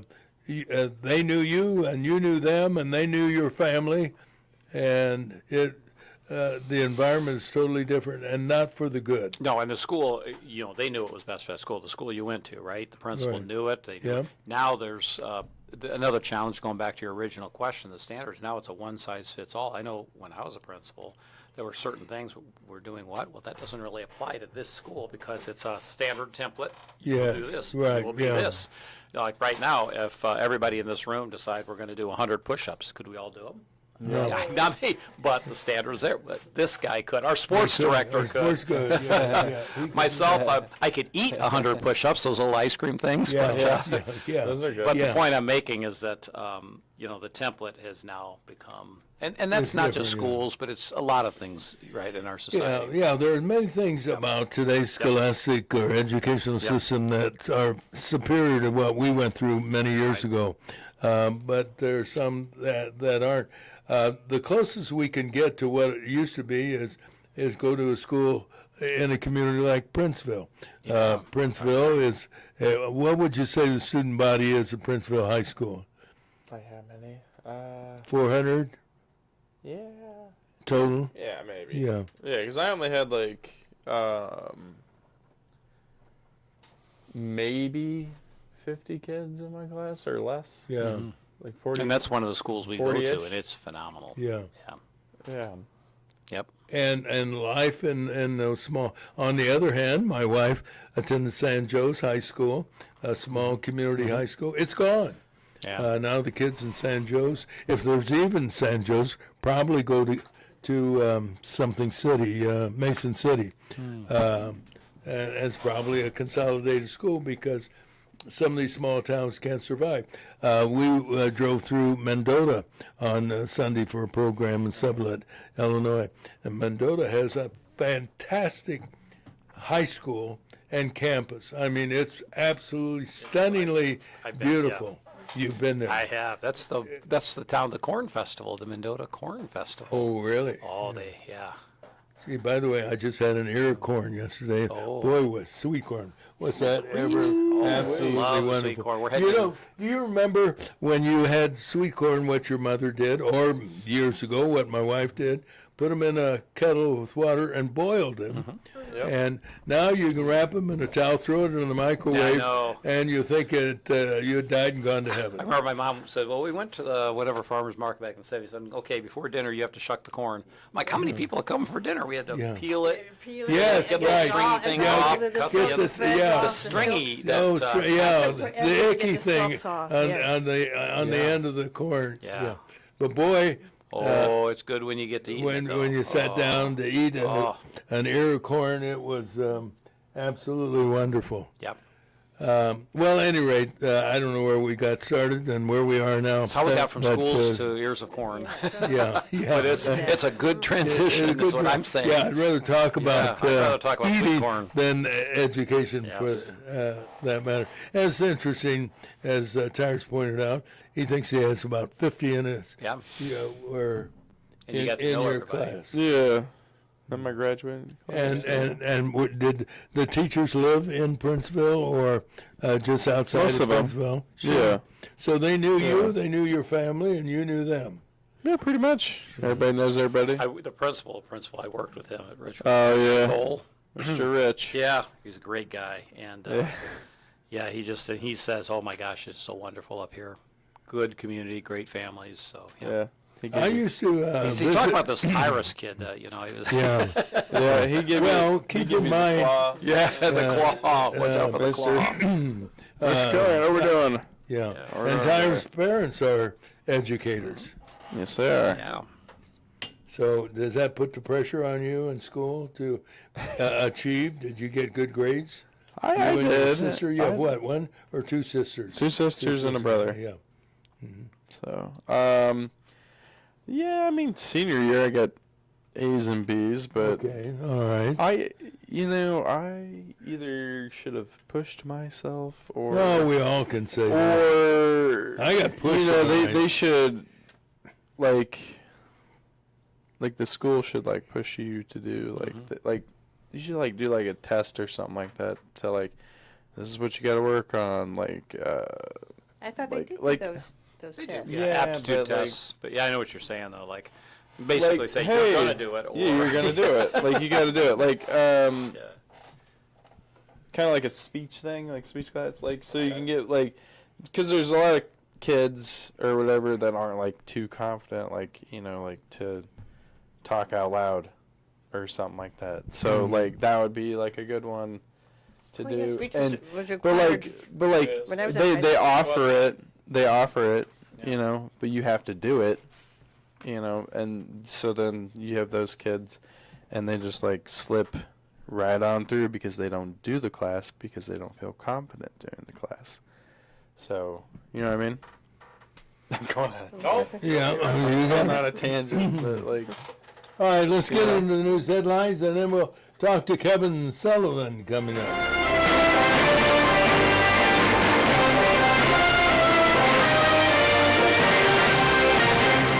Sarah Chamberlain's here with the headlines, presented by Advanced Medical Transport. That's a great premier provider, I like the alliteration, of emergency and scheduled ambulance services in central, western, and eastern Illinois. There are more than 500 AMT employees, men and women, wonderful folks, dedicated to offering and providing the best in healthcare. Saving lives is what they do. Now with their headlines, here's Teri. Well, President Trump was quick to respond to Iran's attacks on 3 commercial ships in the Strait of Hormuz. While attending a NATO summit in Turkey, Trump authorized airstrikes against targets in Iran that included the country's air defense and coastal surveillance systems, missile and drone sites, and port facilities. All planes returned safely after the successful missions. In Turkey, Trump again urged NATO members to contribute more to their defense, safety, and security. Trump reminded members of their failure to provide support in our war against Iran. The president called Turkey an important ally, but stopped short of approving the sale of F-35 fighter jets to the Turkish government. The big battle in the United States is over the candidacy for the U.S. Senate between Maine Democrat nominee Graham Plattner and leaders of the Democrat Party. After accusations by women claiming physical and emotional abuse and even rape by Plattner, Plattner has yet to respond to demands he resign. Some sources say he doesn't want to withdraw from the race against Republican Susan Collins until he gets to name his successor. Monday, July 13th, is the deadline for removing Plattner's name from the November ballot. A New York City building was evacuated yesterday after city inspectors said the structure was in danger of collapsing. The 37-story high-rise under construction in Midtown Manhattan was considered unsafe after structural support columns buckled on the 21st and 22nd floors, causing floors 21 through 26 to sag. Surrounding buildings, including a hotel, a school summer camp, and nearby offices, were cleared as a precaution. No injuries were reported. Engineers say the problem was triggered by the weight of a new addition on top of the building. Prosecutors yesterday presented more damning evidence against Tyler Robinson, the accused killer of conservative leader Charlie Kirk. Prosecutors in their Provo, Utah preliminary hearing provided Robinson's DNA from the alleged rifle that was used to fatally shoot Kirk. Also, from a screwdriver found on the roof of the building that had DNA from Robinson and his boyfriend and roommate. Video showed Robinson walking up a stairway with a limp, suggesting the rifle he used was inside the right pant leg. We're going to talk about this case with Peoria Defense Attorney Kevin Sullivan in the next half hour. In local news, Peoria County Coroner Jamie Harwood reports a body was found floating in the Illinois River yesterday near the Bob Michael Bridge. So far, Harwood has been unable to identify the victim. No other details have been released. Peoria police are asking for the public's help in finding 64-year-old Ernest Porter III. The near North Side African-American man has been missing since June 23rd. He is described as 5'7", with brown eyes, possibly a shaved head with maybe a little gray. Call police at 309-494-8357 if you have any location information. East Peoria police are looking for the hit-and-run driver who knocked over an Ameren utility pole on Springfield Road yesterday afternoon that also knocked out electricity to about 1,300 homes. Ameren was quick to respond. And those are the headlines, Roger. All right, thank you, Terry. This portion of our program today brought to you by Steve Sink of PHX Affiliates, the largest downstate Illinois brokerage firm, headquartered right here in Peoria. Steve, by the way, specializes in business mergers and acquisitions. He knows business, and you can reach Steve today at 309-696-8508. Sunny and warm today with a high of 89, partly cloudy tonight with a low 70, and more of the same tomorrow, partly sunny, a high of 89 with showers and thunderstorms after 2 tomorrow afternoon, more rain tomorrow night, and a low of 69. How about Friday? Cloudy, showers and thunderstorms once again in the afternoon, the high Friday 85. Saturday, partly sunny, possible showers in the afternoon, a high of 86. And Sunday, beautiful day, sunny and 87. And currently, we've lost some degrees, 70 degrees on the outside. It's a Wednesday morning, and that's time for Peoria Defense Attorney Kevin Sullivan. Good morning, Kevin. Good morning, Roger. Good to see you this morning. Hey, if you were listening earlier this morning, I was rambling on and on about this, quote, preliminary hearing involving accused assassin Tyler Robinson and the murder of Charlie Turk.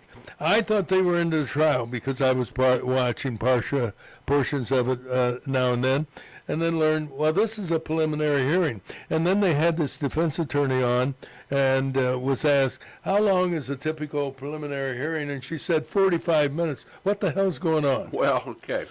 I think I need to back up a little bit to talk about the purpose of the preliminary hearing.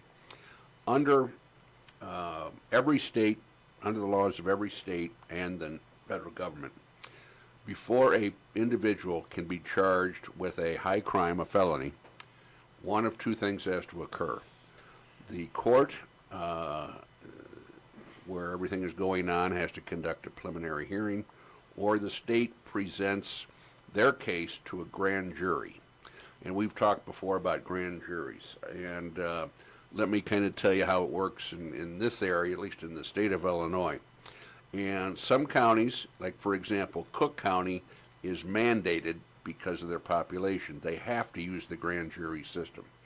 All other counties have the option of using a grand jury or a preliminary hearing. But what those two mechanisms, so to speak, are, it's a check and it's a balance against the executive branch, because what has to happen is it limits a prosecutor from, let's say, a vindictive prosecution, a arbitrary, a bogus prosecution. So what the prosecutors will do is they will either present their case to the grand jury. In Illinois, a grand jury is composed of 16 individuals. You need 12 to be present to have a quorum. And at the conclusion of the presentation, the grand jury goes and deliberates. They determine if there's probable cause, which means do the facts and circumstances of this case suggest there is evidence that this person committed a criminal act or offense. The flip side is, and some counties still use preliminary hearings, smaller counties, because it's expensive to convene grand juries, and that is they present their case to a judge, and a judge determines if there's probable cause. Now, a grand jury proceeding is typically secret.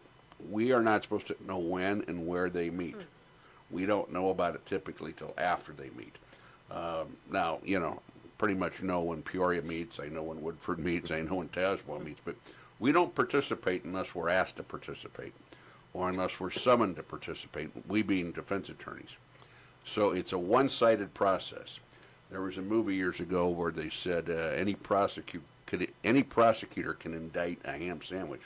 And for the most of the cases, the grand jury is a rubber stamp for the prosecutor. Rarely do you see them not indict. But one thing we always have to watch for, because we'll get a transcript of what transpired at the grand jury relative to our clients, and you always read that to make sure that what occurred was proper. It wasn't too one-sided. The prosecutor did not misstate the evidence, did not misstate the law, did not utilize coercive tactics to try to get the prosecutor or the grand jury to indict. Now, a probable cause hearing or a preliminary hearing is where both sides appear in court. The prosecutor presents their evidence before a judge. The rules of evidence, such as, Hearsay is allowed. Other things are allowed. It's a very relaxed standard. And the defense attorney is allowed to cross-examine the state's witnesses. Now, most judges will not allow defense attorneys to spend weeks on end, so to speak, cross-examining, trying to prove their case or disprove the state's case, but they do give them some latitude if the evidence in question is a little bit doubtful. And then a judge makes a determination. Is there probable cause to believe this defendant committed the offenses of which he or she is charged?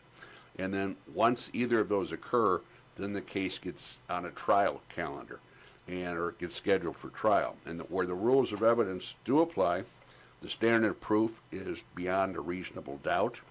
I've always equated probable cause, if you think about the various types of proof, I've always equated, although we're not allowed to do this in a courtroom, proof beyond a reasonable doubt is probably 80 to 85% or above. Probable cause, maybe 20% certainty. And a lot of people that are indicted end up being found not guilty. And it happens quite often. The news media makes a big deal about so-and-so was indicted, and those of us in the business say, yeah, so what? That doesn't, that doesn't say much. Unless it's you. Yeah, that's right. That's correct. Now, go out to Utah. The situation there is they rarely use grand juries. If it's a case of a special type of case or a certain public interest, the case, the judges will get together and determine if a grand jury is to be used. It's not a choice of the prosecutor or the defense. So, grand juries. So the majority of criminal cases are brought through the preliminary hearing, the probable cause. Now, they predicted prior to this past Monday, they predicted this preliminary hearing was going to go 5 days.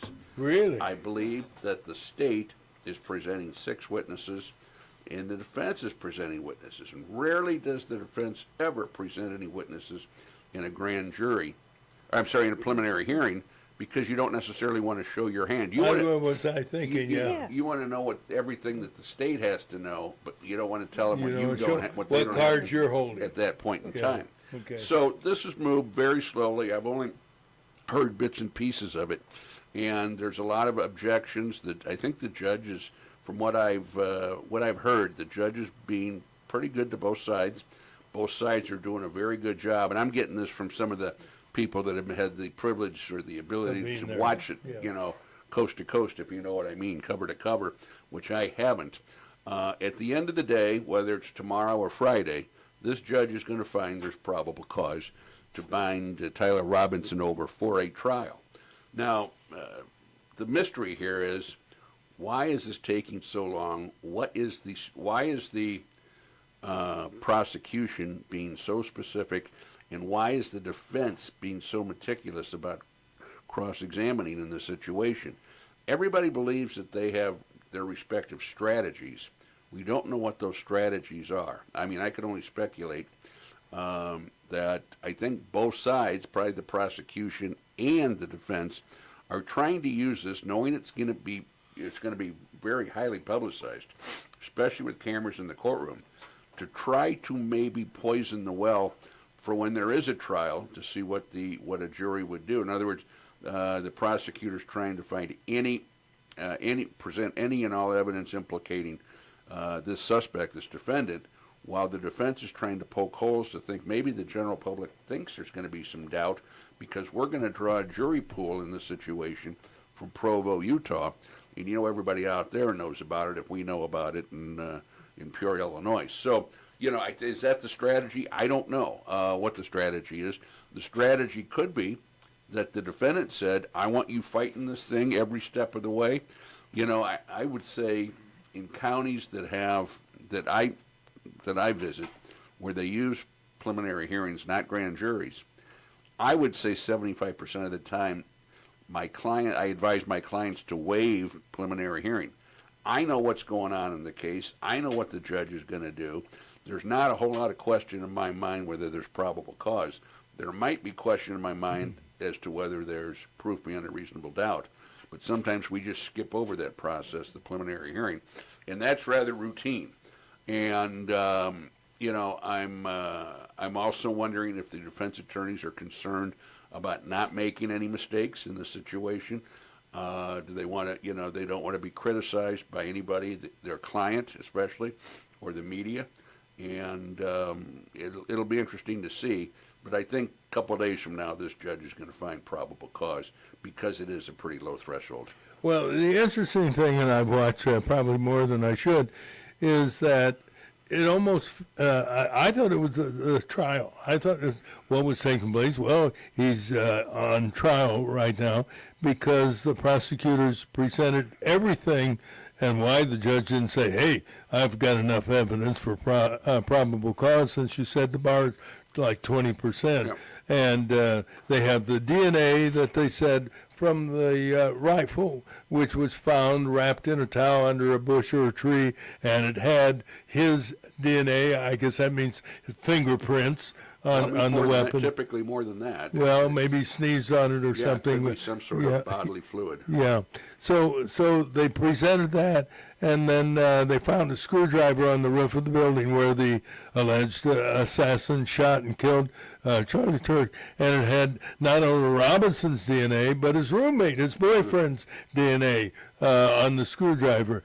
Well, what do you need next? Well, then they presented video showing Robinson climbing the stairs normally in one of the buildings, and then they next showed him limping, and when you look at it, you figure his rifle was down his pants leg. I even identified the right leg that where it was. What in the world does the judge need next after all of that is presented, other than say, well, as you said, it's going to last 5 days, so by golly, we're going to make it last 5 days. Well, I know that the defense attorneys were challenging the DNA evidence to a certain extent yesterday, but the judge knows, at least the game plan is for the defense to call a couple of witnesses. I think the judge doesn't want to foreclose the defense that opportunity because it's essentially their right, and say, I don't want to, I don't want to cut you off because you do have an opportunity to defend yourself, especially with death penalty on the table and a fire. As somebody said yesterday, death penalty on the table, firing squad around the corner, and news down the hallway. That's right. And so, and I mean, I can relate a couple of interesting stories over the years about grand jury or about preliminary hearings, and there was many years ago, and I think all the players are no longer with us, but there was a dentist in Peoria that another dentist allegedly put a hit out on.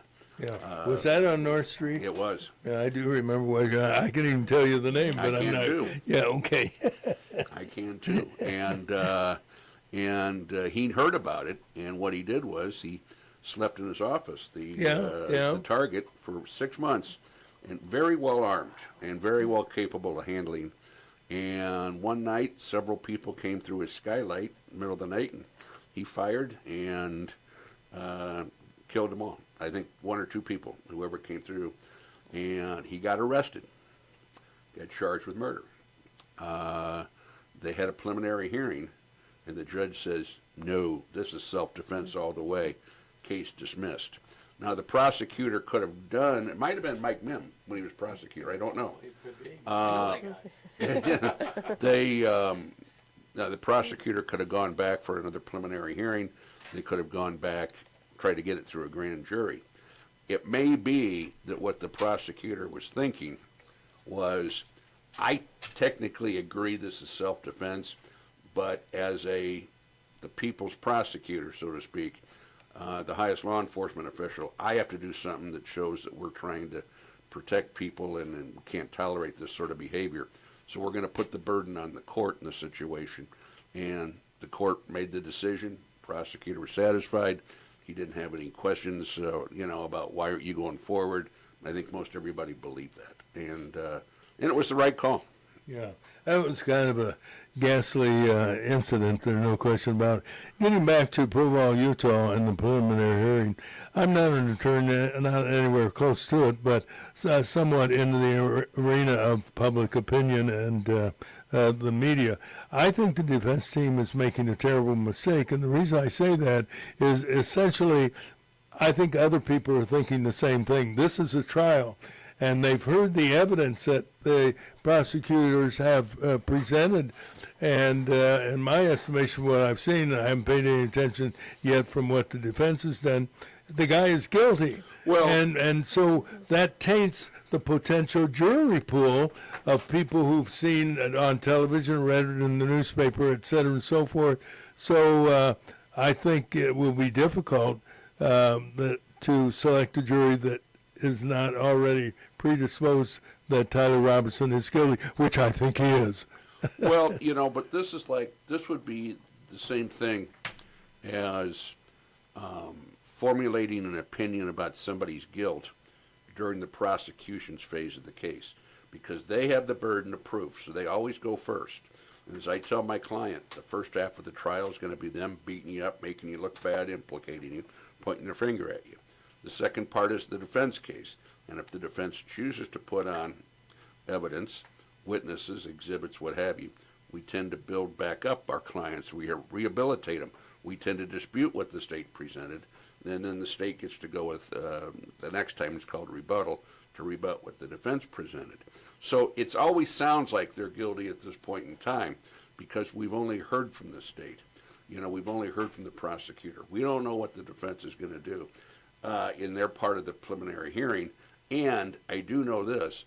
If they do put on witnesses, which again is unusual in my opinion, if they do, they're not going to play every card in their hand. They're going to put on maybe a couple of people to maybe try to create a little bit of doubt, but they're going to save their thunder for the trial. Okay. Do you know whether or not the roommate has testified on behalf or, and it's not during the trial, obviously, or made comments that he's guilty or not guilty? What's his roommate have been saying to police? That I don't know. I don't know and either, I don't anticipate that they will present the roommate in the preliminary hearing because, as I said, hearsay is allowed. So a police officer can actually get up and testify and say, I talked to maybe, I don't know if this was said or not, I talked to his roommate, and his roommate said, yeah, he had a gun on the day, he was acting weird, he was fidgety, yeah, we did live together, yeah, I did see him obsessing about Charlie Kirk, I saw him obsessing about conservative politics. The police officer can testify to that, and it's very difficult, obviously, for a defense attorney to cross-examine, what somebody's saying somebody else said. That they'll leave that for the trial. But I've got to believe that with the DNA of the roommate being, I think it was you said on the handle of the screwdriver, he'll be a witness of some sort. I'm quite confident, unless he's completely just obstinate and says I'm not talking about anything, and he can identify the gun, he could identify the screwdriver, he could identify where Robinson was or was not that day. He was not at home, and can identify him on the video, things like that. So they will probably use him to some extent. And I'm also thinking, as we're going along this morning, I'm also wondering if this is a ploy on the part of the defense to maybe get the state, the prosecutor, to consider taking the death penalty off the table. And so it would be a life sentence. And I don't know if there's two ways to look at this, because the prosecutor has all the cards right now.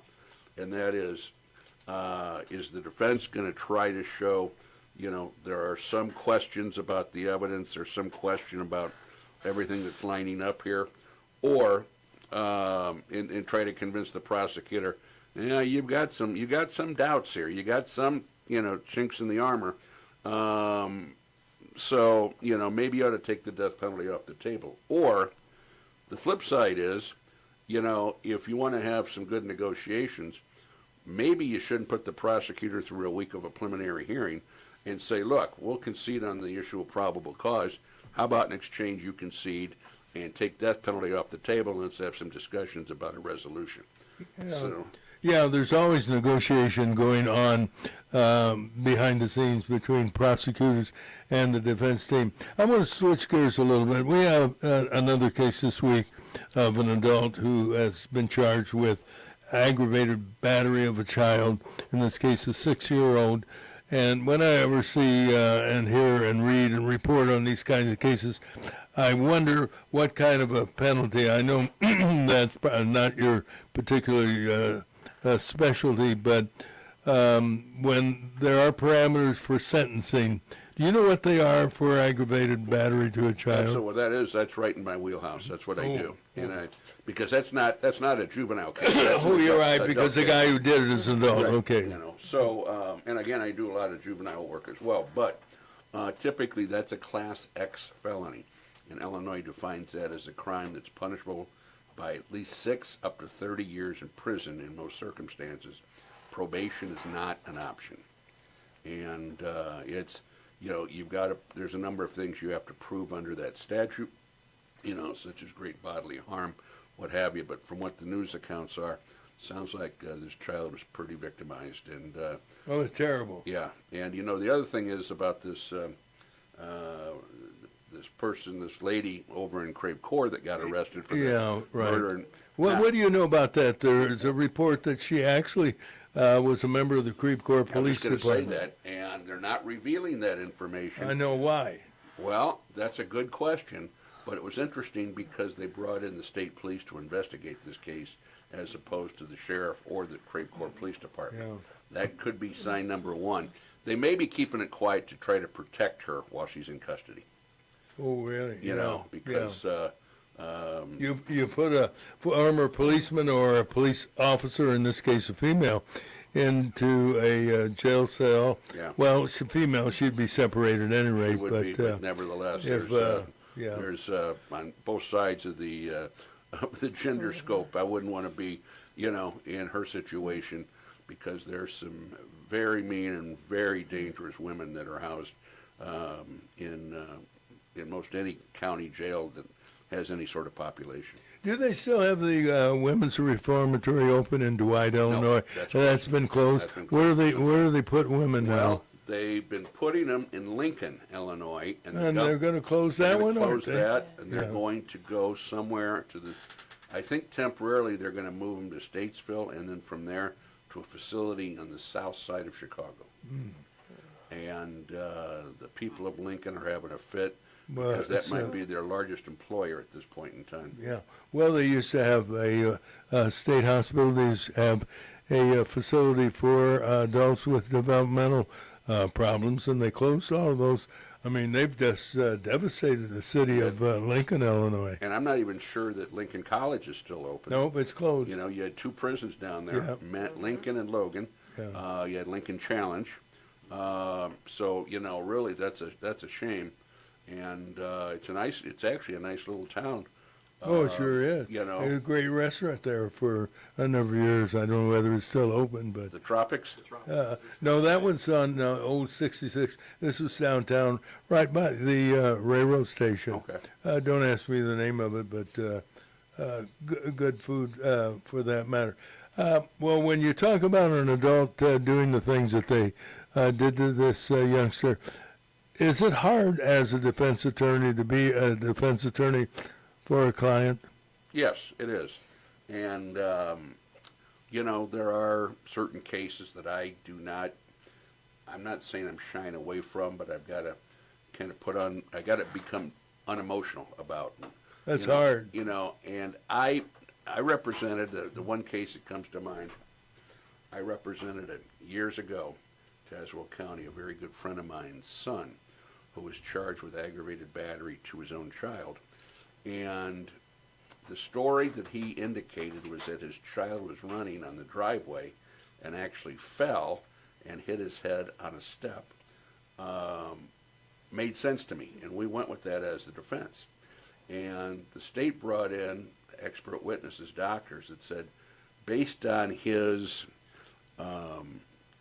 size, age, and of course at that point in time your bones tend to be a little more rubbery and not brittle, that the damage to his head could not have been caused by a fall from that short of a distance.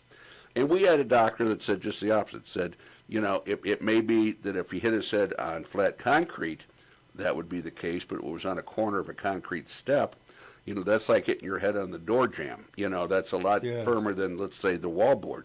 And so we went to trial. It was a bench trial, and we benched it because we thought it was going to be more technical questions for the doctors. It was a battle of the experts. Ultimately, what happened was he was found guilty. I still disagree with that decision, but he was. But the judge came up with a very creative sentence and sentenced him below the required amount and somehow justified it. And the prosecutor, in that case, he's no longer a prosecutor, filed a complaint about the judge to the Supreme Court of Illinois, which went nowhere. And that killed the relationship between that prosecutor and that judge. Yeah, I guess so. You know, not a good decision. Yeah, do you remember exactly the sentence? I think the sentence was 4 years, Department of Corrections, and it should have been 6. Mm-hmm. And it was Judge J. Peter Alt. Well, that name sounds familiar. Great. One of the best jurists. Was he in Tazewell County? He was. That's what one of the best jurists I've ever appeared in front of. Very good friend. Just an all-around good guy. Mm.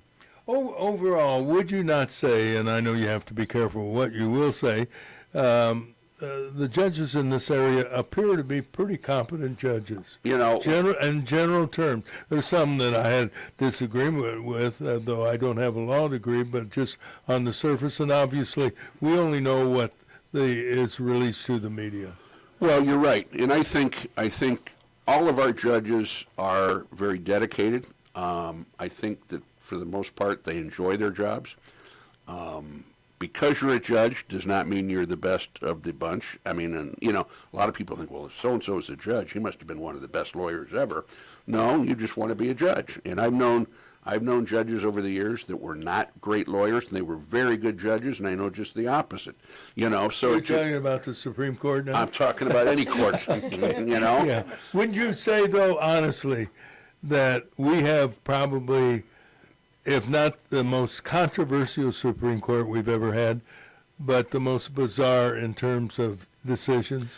Yeah, you know, it is strange, and I know you were talking earlier about I'm trying to think, about the judge down in Brazil, but you know, and I was thinking, what a strange, you know, and again, they don't have our Constitution, they don't have our laws, and you know, judges are, whether you're on the United States Supreme Court or whether you're a justice of the peace somewhere in rural Mississippi, all the jurists in this situation, their decisions are limited to what is presented to them in court by way of filings, by way of evidence, oral presentations, and things like that. We had a judge in Peoria a couple years ago, good guy, good judge, who was openly criticized by our former police chief that I found to be reprehensible. Police chiefs do not criticize judges. The judge made a decision to let somebody out of jail that pointed a gun at a police officer. That's all. There was not a shooting. There was no discharge of a weapon. There was no injuries. But it was an aggravated assault of some sort, and the state's attorney had to put this information together. They were on the clock. They had to get this done, or the guy was going to clearly get released. And they made a presentation to the judge. The evidence was not completely in their hands at that time, and based upon what the judge heard, he said there's not enough to detain him. Police chief then held a press conference and was criticized, and the judge was correct. He had to base his decision not on what the TV channel said or what the paper said or what the radio said, what was in front of him by way of evidence, which is considered the most reliable information upon which a court would make a decision, and there wasn't enough, and that's how it goes. And you know, I'm wondering about what information that was in front of this judge in Brazil that we don't know about, and you know, and we oftentimes see cases that are coming out of the appellate courts, whether it's federal or state, that says we can't make a decision on what the people want us to do in this case. We have to send this back down to the next lowest court and have them give us a more complete record so we're better informed to make this decision. So they reverse, but they remand. That means we're reversing the decision of the court. We're not getting rid of the case. We're remanding it, sending it back to the trial court. And trial court, you've got to enhance the record, have more evidence, have more pleadings, do whatever you got to do to make a decision in this case. Yeah, it's a good example of how important it is not to try a case in the media, and that's done all the time, unfortunately. You know, and you talk about a defendant, not a prosecutor. A defendant has a right, constitutional and statutory, to a speedy trial. He has that right, but it may not always be right to exercise that right, because you don't want to rush in, when you need time to build your defense and do a lot of things, and sometimes you got to be in it for the long haul. It typically, most cases, are a marathon, not a sprint. Yeah. I want you, one more question before you leave. Would you put to rest the rumor that's going around town now that you're replacing Judge Judy with Judge Kevin? Is there any truth to that? I know you'd make a lot more money. I'll tell you, I've met Judge Judy. Oh, have you? Judy Shalene, or whatever. And her husband wasn't a judge, too, in New York. I didn't know. But she and her husband, I think they're divorced, but she and her husband... Did you preside at the trial to divorce her? I think it was probably agreed, but she lives fairly close to where we do down in Florida. Really? And you'd see her like in a restaurant. She's about as tall as this table. Yeah, she's a little tiny little lady. And doesn't say a word. And I was introduced to her by somebody. Nice to meet you. And was she pleasant? Very nice, very calm, very. She must have take some sort of caffeine pills when she gets on the bench. Yeah. She's a She turns into a spitball, is right. She used to fly 1 week. I think she told me.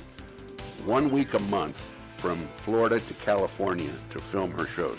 No. And they did a month's worth, like 4 weeks worth in 1 week. Interesting. And she had her own jet. No kidding, yeah. She's the producer of at least 2 other shows with judges. And one of the hurricanes that came into southwest Florida really seriously damaged her plane. Somebody forgot to tie it down. And it took its own flight. Yeah. Well, there it goes. Is anybody on? No. Judge Judy's still in the restaurant talking to Kevin Sullivan in Peoria. All right, Kevin, as always, thanks for coming in. Appreciate it. Thank you. Have a great. We'll see you next soon. week, if not sooner. News, weather, sports next on Breakfast with Roger and Friends on WAZU FM 90.7 in Peoria, Illinois. Also on YouTube.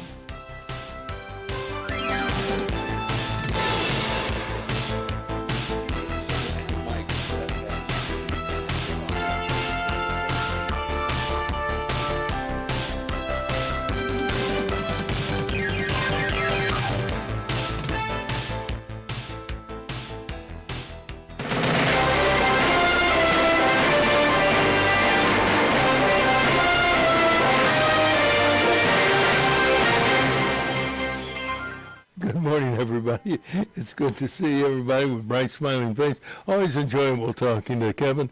And good information. The highlight to me was talking about Judge Judy. Having the opportunity to have met her for that matter. Well, let's do what we do every morning, and this is Wednesday, the 8th of July. First of all, a personal note, happy birthday to my late brother, Zach, who's in heaven with his wife, and my mom and dad. Happy birthday, Zach. And let's get into check of the weather.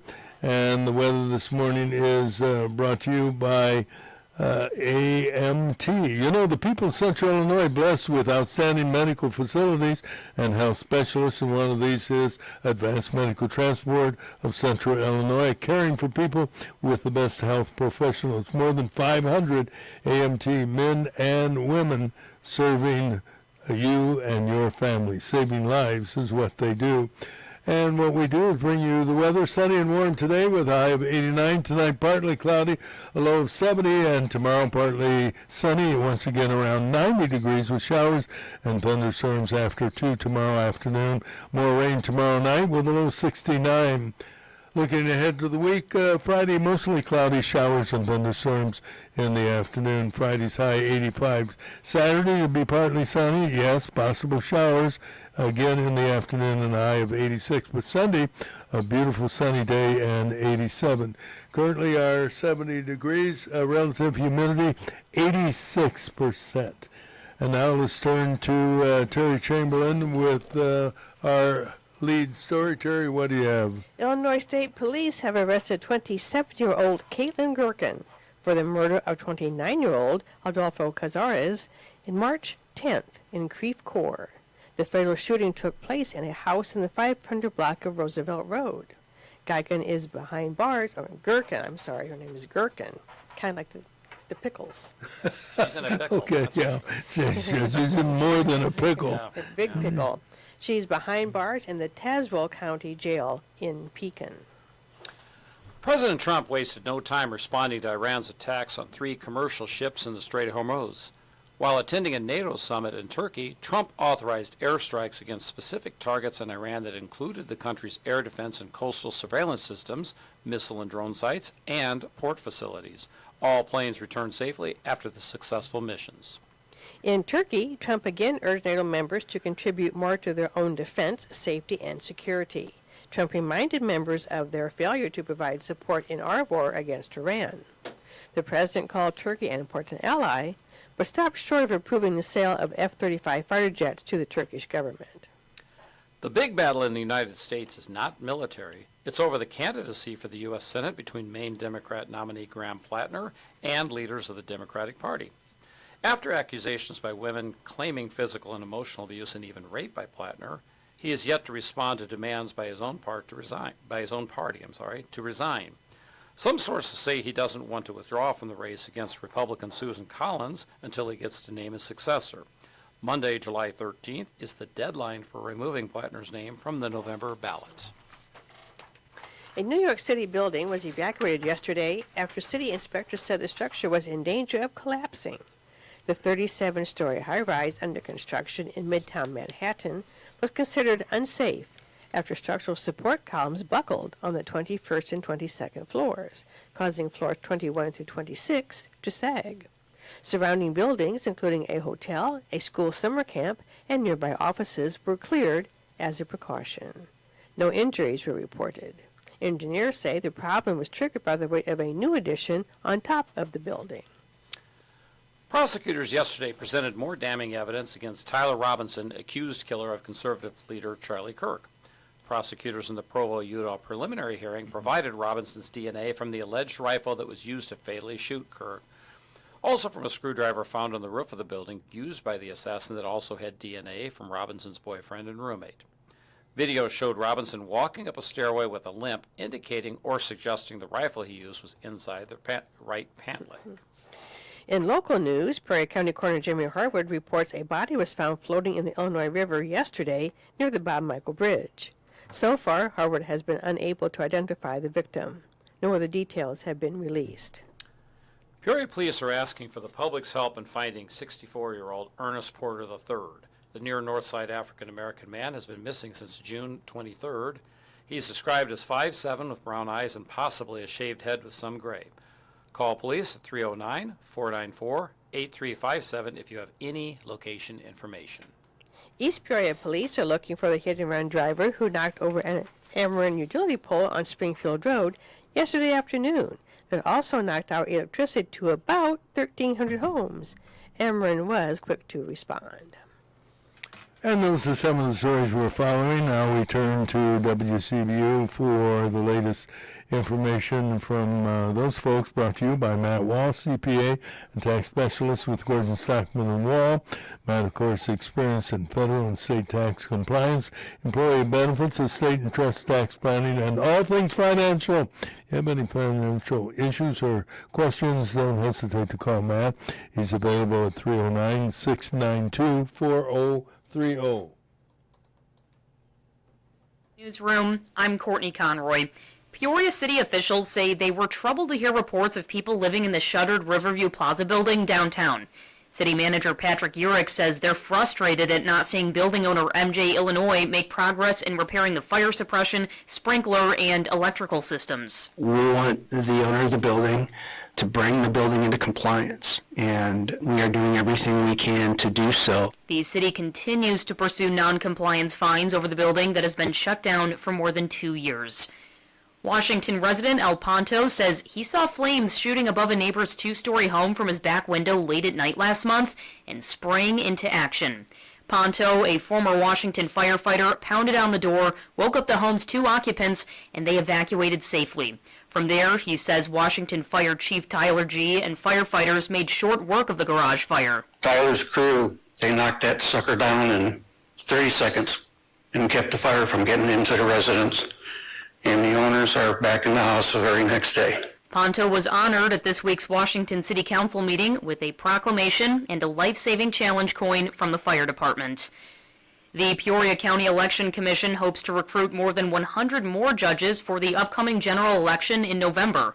The commission has scheduled 2 recruitment open houses this month for people who may be interested. Duties include setting up polling places and voter equipment, checking in voters, demonstrating voting procedures, and tallying location results. The first open house is set for the evening of July 16th, and the second is on the morning of July 24th. And Illinois has expanded its definition of cyberbullying to include AI-generated false representations. Capital News Illinois reports the new law forces school districts across the state to update its policies and procedures. These updates are supposed to address the issue of altered images of students, also known as deepfakes. The State Board of Education is also required to develop statewide guidance on artificial intelligence in schools. I'm Courtney Conroy, WCBU News. Okay, thanks, Courtney. And now let's turn to sports. And our guy here, Tyrus Kileon, is here with all the latest. What do you have there, Tyrus? All right, thank you, Roger. Let's start with some Peoria sports. The Peoria Chiefs at 38-43 lost the opener 14-4. They played today. Yeah, pretty brutal. 2 touchdowns and extra points. That's right. And 2 safeties by the Chiefs. But yep. They play today at 6:35 p.m. versus the Quad City River Bandits, the Kansas City Royals affiliates. They play 4 more after this one today, and it is away. So they're up there in the Quad Cities. MLB news, the Cubs at 51-40 win against the Orioles last night, 5-2. They look to win the series today at 5:35 p.m. The Cardinals at 47-43. They're on a 4-game losing streak. They lost both games last night, 4-3 and 10-2 to the Brewers. They play again tonight at 6:45 p.m. The Cardinals have not been good against the Brewers. They are 1-7 so far this season. That's what's kind of putting them behind right now. And also outfielder Brian Torres pitched 2 scoreless innings last night for the Cardinals. So that was like our best pitching performance last night. White Sox at 47-43 lost to the Red Sox, 8-1 yesterday. They look to tie this series up at 1 tonight at 6:40 p.m. Yankees at 50-41 lost against the Rays yesterday, 6-4. They will look for the series lead today at 5:40.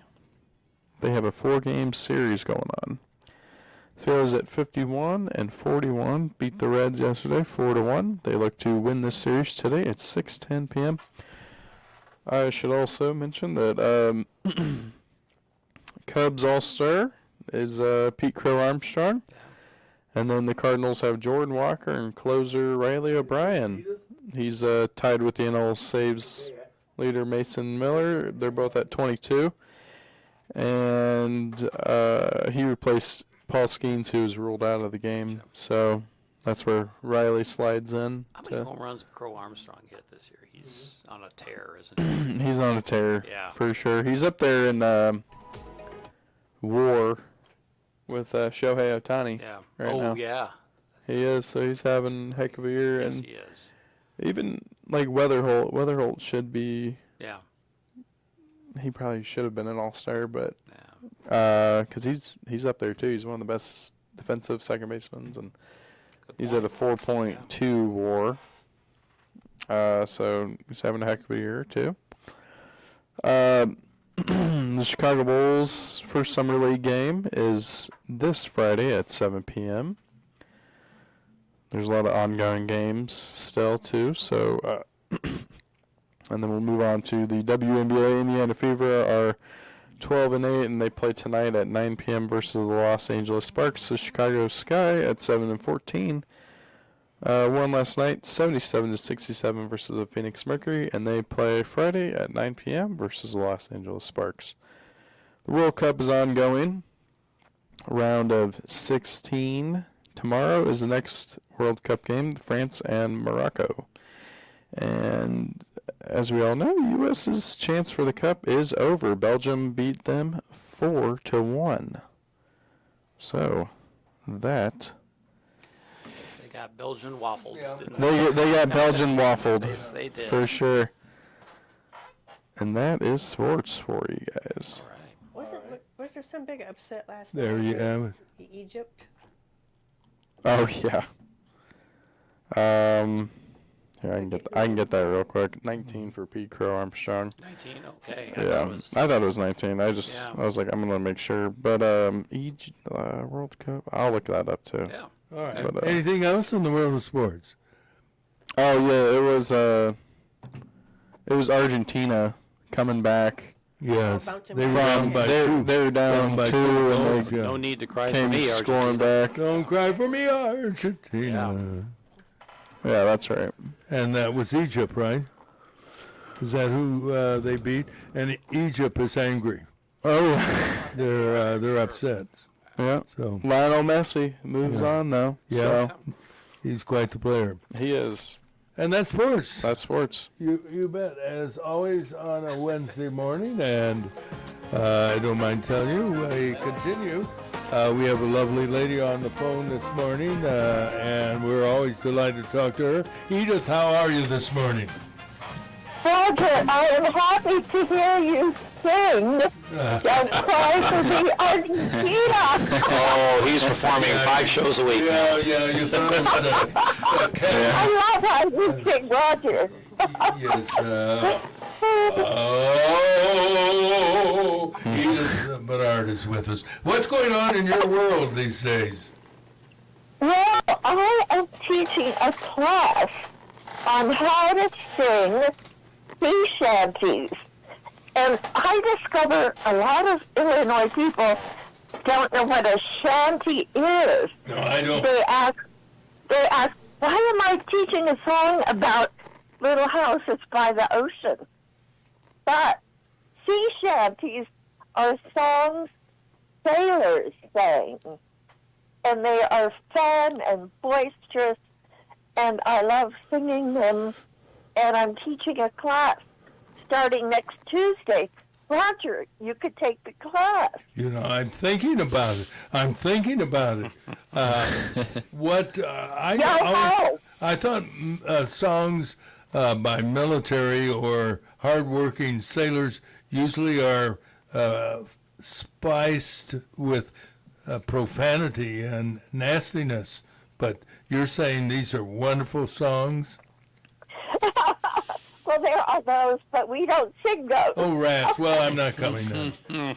We could do the Roger Monroe version. Yeah, that's right. Yeah. How'd you come up with this idea, Edith? Well, I lived in Maine for many years and did a lot of sailing there. And as you know, I have singing students here in Peoria. And one of my singing students was singing a sea shanty the other day. And it was his idea. He said, why don't we do a class on sea shanties? I said, great. So I'm doing one. And they're just such fun to sing. You sing from the gut and sing properly from the diaphragm and meet cool people who love to get together and be rowdy and sing loudly and blow the man down in yo-ho-ho drunken sailor. Drunken Sailor. Yeah. So where is the class held, and how do you register? It's at my studio in the woods by the stadium. Okay. And you register by calling me, And Edith Barnard. do you use the number 922-9058? Yes. Okay. Yes. And is there a fee? It is $90. Such a deal for 3 classes. Sounds like a good deal to me. It is. It's July 14, 21, 28, from 5 to 6:30. And at the moment, there's room just for 3 more people. Okay, so if they want to join, they need to get busy following Yes. this interview.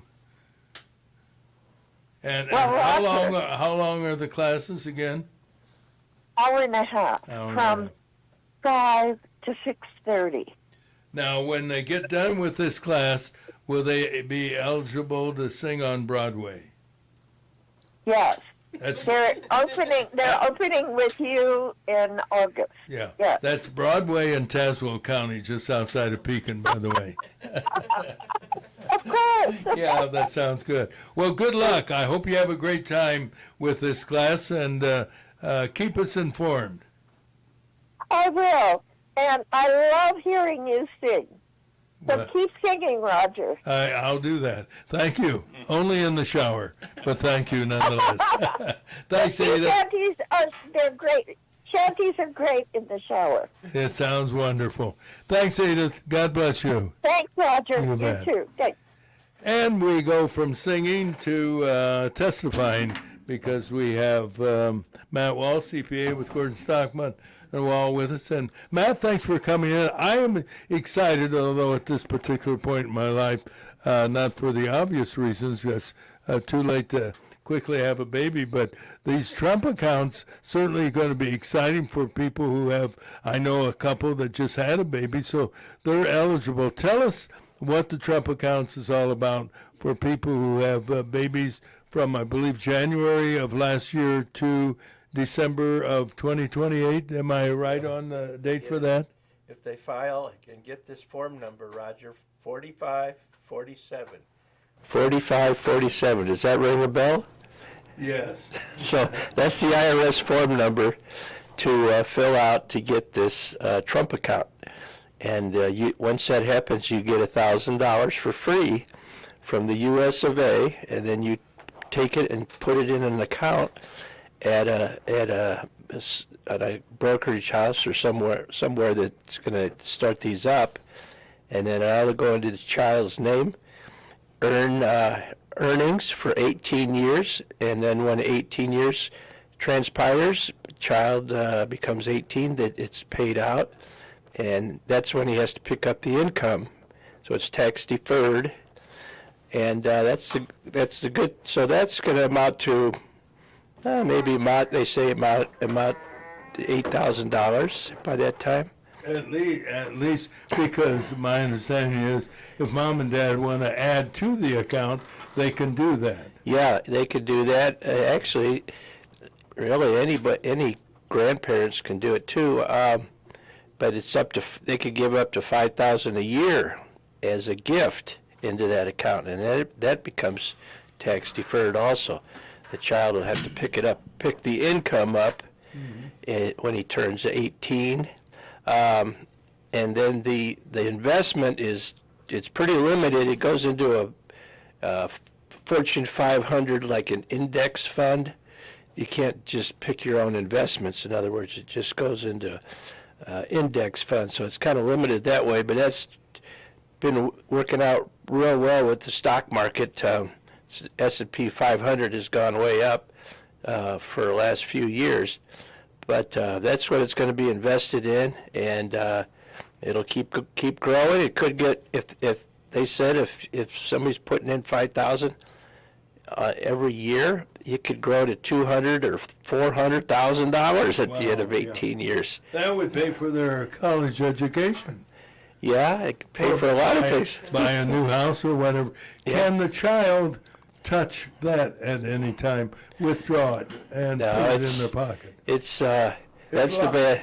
That's the bad part about it. It's the Or the really good part. it's the good part about it. That's what it's for. I want to buy a new skateboard. Yeah, exactly. Or a new bicycle or a new car when they get to be 16. Yeah. It's not going to work. It's going to be. They have to wait till they're 18. And my thought on all this is that, well, they get this $1,000. Are they going to remember all this and remember that they have one? Yeah, You know? you're right. But yeah, it's free money. So I'd be at any hospital that's having babies every day. I'd give them the form 45, 47. Tell them. Could the hospital actually, as a community service, do that? I would think so. They'd have. Here's a text form. You could. You got to have a Social Security number though, so you get the Social Security number for the child right away. Right away. Yeah. And then here's a 45, 47. What a great idea. That. President 45 and President 47. Yeah, that's right. What, I know it's hard to estimate it, and so you just use averages, but how much do you think this program is going to cost? Oh, I don't think it'll cost. You mean to the government? Yes. Oh, Have they made an estimate? I think they probably have. Yeah, But I know the birth rate is down, is it not? I think that's been in the news that we're not having as many babies as we used Yeah. to. Now- This might change things very quickly. for that. Well, they're way more expensive than $1,000. I know that. Yeah, but you know what? If you add to it, and Oh, yeah. over the years, and they have estimated the interest on the account could range between 6 and 10%. Yeah. That's, Well, that's amazing. The S&P 500 has been generating that type of income every day it's a new record almost, so it's going to probably go down, but hopefully that won't deter people to put this, apply for it. I'd hate to see $1,000 all of a sudden go down to $800 right away. Yeah. Sorry to tell you, but we had hard times, Yeah. and I think it's a stroke of genius by the president, who certainly knows finance, and that has nothing but, I think, positive benefit for people because. How else would they save any Yeah, money? right. It's like they're going to end up with some money, and they wouldn't have had any money if they, just the way it was. So. That calls to mind the old argument of some people, not many, but some, who said, we don't need Social Security. We can save money ourselves and make more money than Social Security. It's hard to do, though. And It's hard to do. exactly right. I mean, all of us have a hard time balancing our checkbook. No matter what it is, Yeah. if you earned more, if they didn't have Social Security, you would earn more, but you'd spend more. Yeah. So you'd still be broke by the time you get to be 65 or 62. So yeah, that was a great thing back then. Again, explain to people who have had a baby between now and January of 25 of last year, how they can take advantage of this opportunity. And my understanding is they have to be citizens of the United States. Yep. That's true. So that's kind of an odd thing, but that's a true statement. And as you know, the president doesn't really like the way people become citizens in the United States. And it ironically, this is off the subject, but the soccer player that had the red card and Trump got him back in. Well, he was only in the United States 1 month, and he transferred over to overseas because his mom had her baby. She was tangled up somehow that she didn't get out of the United States. Really? So he became a U.S. citizen, and then he moved to, I don't know, Netherlands or somewhere. And then he decided he wanted to play for the United States on the World Cup, and he was allowed to because of that. So, Isn't that interesting? Pardon the expression, the games we play. yeah. You can't have it both ways. I don't know. Maybe you can. Like he did. Yeah. Well, the Supreme Court allowed it, so. Yeah. I mean. Well, what do they know? Yeah. I mean, it's I think, and I didn't know this, but the United States is the only country in the world that has that citizenship rule. That's why it's so crazy, and I don't care whether you're left or right politically. I think everybody thinks that we have some buffoons that are sitting in the high court with some of the decisions 100%. they've made. Some people will say, well, because both sides think they're idiots, that must mean they're doing the right thing. On the other hand, it could also mean they're idiots.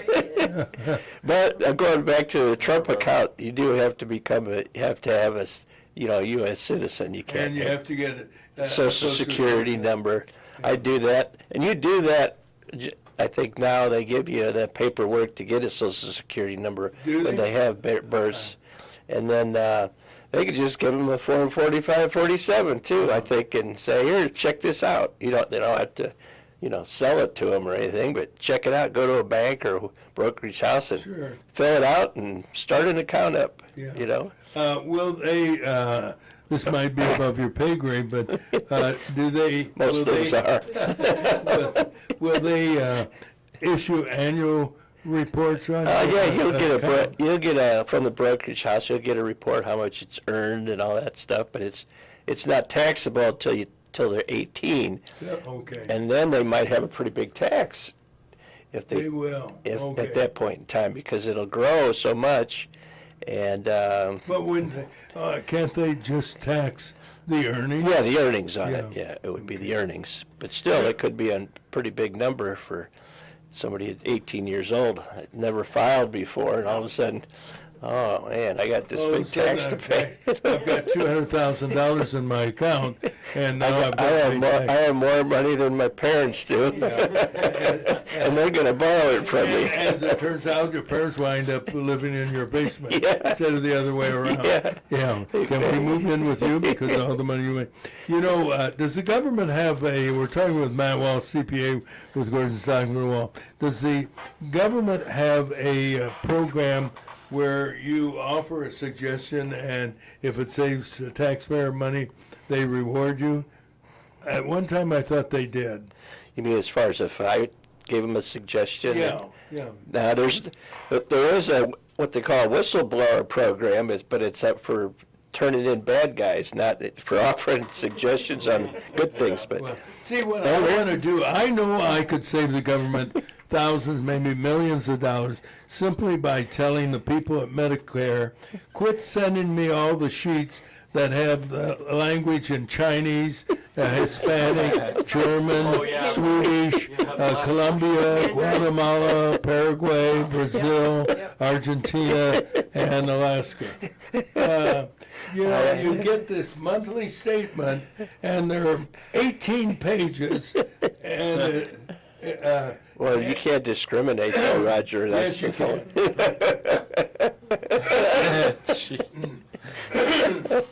The amount of money that they spent on printing paper, we lost one forest just for providing paper for Medicare. Oh yeah, it's crazy. But somebody brought it up many years ago. Hey, I don't speak English. Okay, well, we got to send it out in all kinds of different languages. What's the language you are? Somali?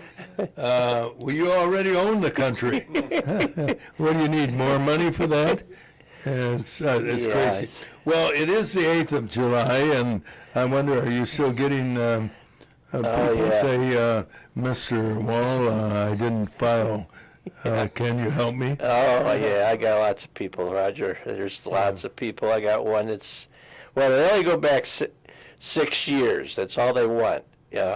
If you make it for 12 years, they're only going to hit you for 6 years. Yeah, but you'll probably get caught in the meantime. But if you don't, I've got people that haven't filed for 10 years, let's say. I say, well, I need your last 6 years stuff so I can get you caught up, and we'll go from there. But God, some people are just, it's like a phobia of some sort to file their tax return. I got one guy, he just freaks out every year. He doesn't do it. It's like, well, you're going to have to do it. This is the United States. Yeah, because if you don't, there's going to be a knock on the door. Yeah. And the guy's standing there with Bubba with a pair of handcuffs and say, you haven't filed for him. On the other hand, I don't want to get into too much detail. What's the story with Social Security? I have someone who Social Security for the last 3 years has sent different assessments. We messed up, and they messed up 3 times, and the person they messed up on winds up paying the penalty. You mean as far as having to pay back some of the Social Security that they had? Yeah. Yeah, I had an instance where it was my friend, and he was a teacher, and he got a pension, and he was on TRS or whatever the other one is in Illinois, and he was getting that. Well, he was also getting Social Security because he worked at a gas station or something back in high school or whatever. Well, they sent him a bill for $17,000 last year, and then they changed it. They changed that rule and allowed him to, what they call double dip. They get Social Security and their their teacher's pension. But they sent him a bill out of the blue, $17,000, and he had to go in front of them and say, hey, can I appeal this? And in the meantime, they passed a law that said you could get both. But there's a lot of that going on with people that make too much and they have to pay part of it back. Yeah. Well, this happened to this person at least 2 different times where we made a mistake and we paid you too much money and we want the money back. Yep. And so responded, and then everything was okay. And then another letter came and said, we just did a review, and we sent you too much money, and we want it back. Was this for the same year or the next year? I don't know. I don't know that much about it. And then they say, you can appeal, and but in order to appeal successfully or some degree of responsibility, you have to pay an attorney to keep from paying back money that they made the mistake on. Yeah, or you have to prove. I had another gentleman that just had an aberration of a year that this was just an oddball thing that he got that 1 year, and he had to prove that this was not his, every year type of thing. He got approved to get that money back, but did he have to get an attorney? No, he fought it himself. He fought it himself. Smart guy, and so did the teacher. He was a smart guy. He went and met with Social Security a whole bunch of times. Yeah. A whole bunch of times. It was going on for a few years, and then all of a sudden they passed that law that and he didn't have to. He didn't pay it. Luckily, he probably wouldn't have never got it back if he would have. But they just dropped it. Yeah. When they these companies that say we'll go to bat for you sounds very successful and very reasonable, but it's not cheap, is it? What is it? Optima Tax is one of those. They take a percentage of what they can what they recover. Yeah. So if you owe 100,000 and they mark it down to 50, so that's 50,000. They'll take 20% probably of that. Costs you $10,000. Well, you don't take that much, do you? Okay. I wish they could, but CPAs really can't charge like commissions or a percentage of it. Although with that type of work, there's a little leeway on that type of work because you're really not doing annual filings and that type of thing. Well, speaking of filing, we've got to file the news headlines. You're welcome to stick around while we take care of business. Isn't there a song, Taking Care of Business? Who did it? Back when Turner Overdrive. Okay. Taking care of business, taking care of business.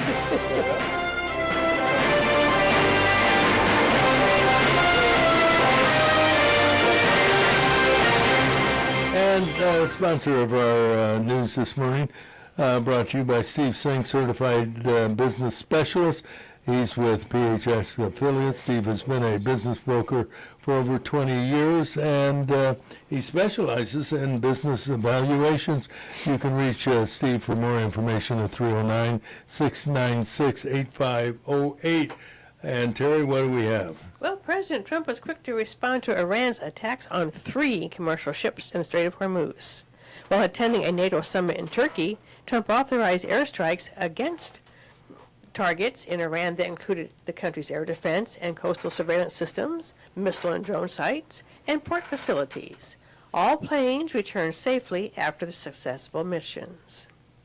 In Turkey, Trump again urged NATO members to contribute more to their defense, safety, and security. Trump reminded members of their failure to provide support in our war against Iran. The president called Turkey an important ally, but stopped short of approving the sale of F-35 fighter jets to the Turkish government. The big battle in the United States is over the candidacy for the U.S. Senate between Maine Democrat nominee Graham Plattner and leaders of the Democrat Party. After accusations by women claiming physical and emotional abuse and even rape by Plattner, Plattner has yet to respond to demands he resign. Some sources say he doesn't want to withdraw from the race against Republican Susan Collins until he gets to name his successor.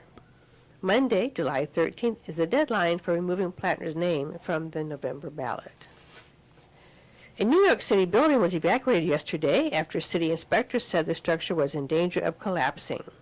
The 37-story high-rise under construction in Midtown Manhattan was considered unsafe after structural support columns buckled on the 21st and 22nd floors, causing floors 21 through 26 to sag. Surrounding buildings, including a hotel, a school summer camp, and nearby offices, were cleared as a precaution. No injuries were reported.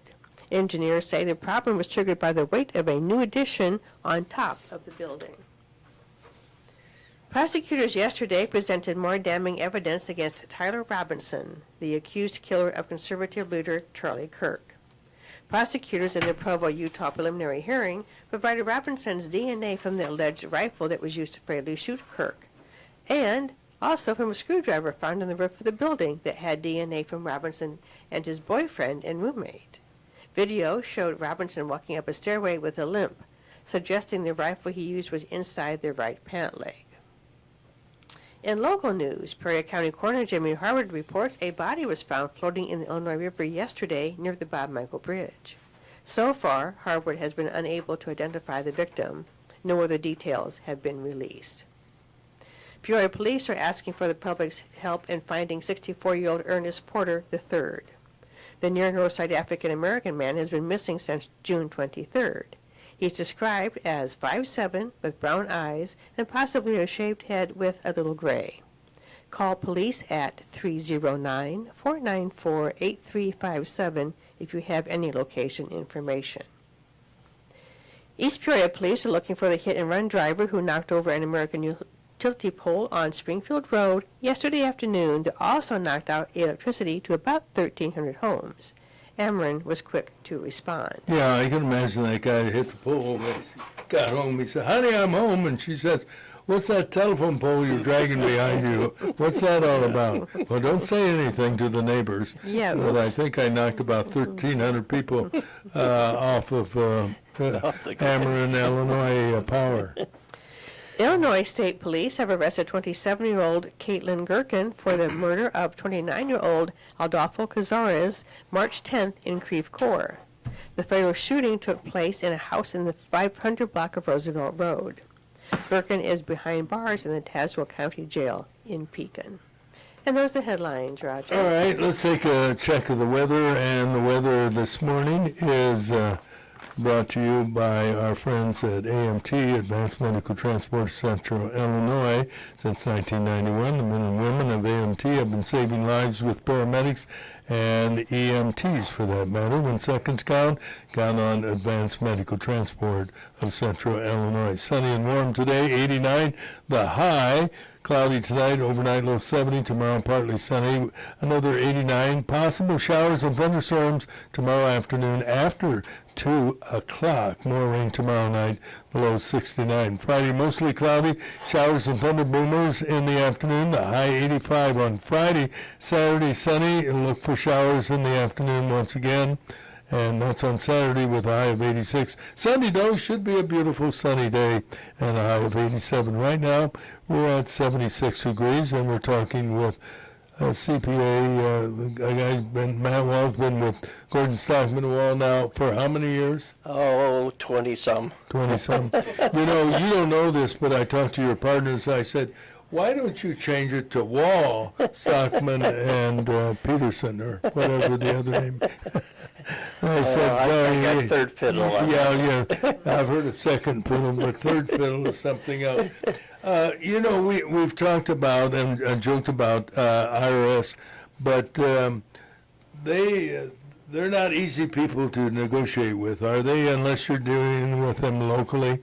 Well, the problem is, and I've got a guy that owes a bunch of money to the IRS, and I've talked to the agent, he's in Louisville, and I talked to him, and he said, I just haven't got to it yet. It's been like 4 months since I've talked to him last time. So I go, I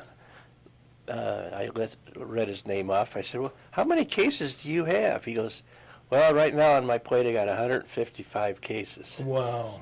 And every time I get one finished, I get 2 more put on my plate. Yeah. So I could say, well, I told him, I go, well, now I know why it's been 4 months since you contacted me, but he's just overwhelmed. Yeah, he's in the appeals. He's in the appeals division, so it's like it just keeps on building and building, and the interest and penalties keep going and going, and they just don't have enough people. Yeah, what kind of startled me a couple of years ago when you told me, and I don't remember the exact percentage, but when you owe the government, they charge interest, and they're almost as bad as credit card companies. Yeah, once you add in the penalties, because there's penalties and interest on top of it. Yeah, so it's right now it's 7% interest. 7%. But then penalties are, up to 25%. So you could owe, if you keep on rolling, you could owe more in interest and penalties than you do the tax that you originally owed. Matt, when you make an appeal, who hears the appeal? I think I read somewhere from this person that is struggling with the Internal Revenue Service and more importantly Social Security, that they say when you make an appeal, the person who made the initial decision is not who you appeal to.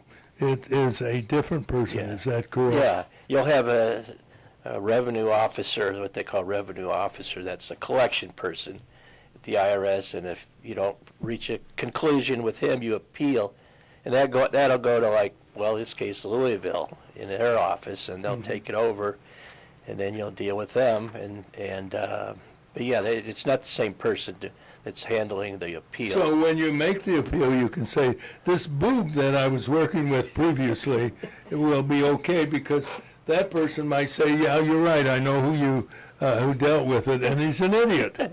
Well, he probably won't, or he or she probably won't know who it was, because it'll be in a different city. They don't say Agent 007 was involved in it. They wouldn't know. How successful, do you have any idea, and does anyone keep track of the records, how successful people are when they make appeals? Do they win 40% of the time, 60%, there's or probably 5%?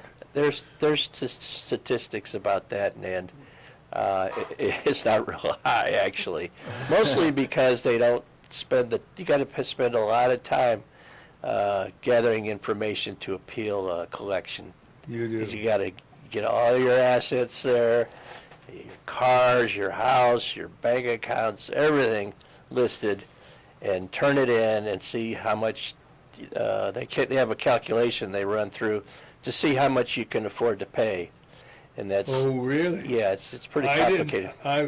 You're not just I offering didn't know an that. amount. No, you have to go through, they look at your what you have to pay in housing and food and health insurance, all that, and then count that against how much you make in wages, and then you have your assets that you can take a loan out against or cash in or something like that. So it's very complicated.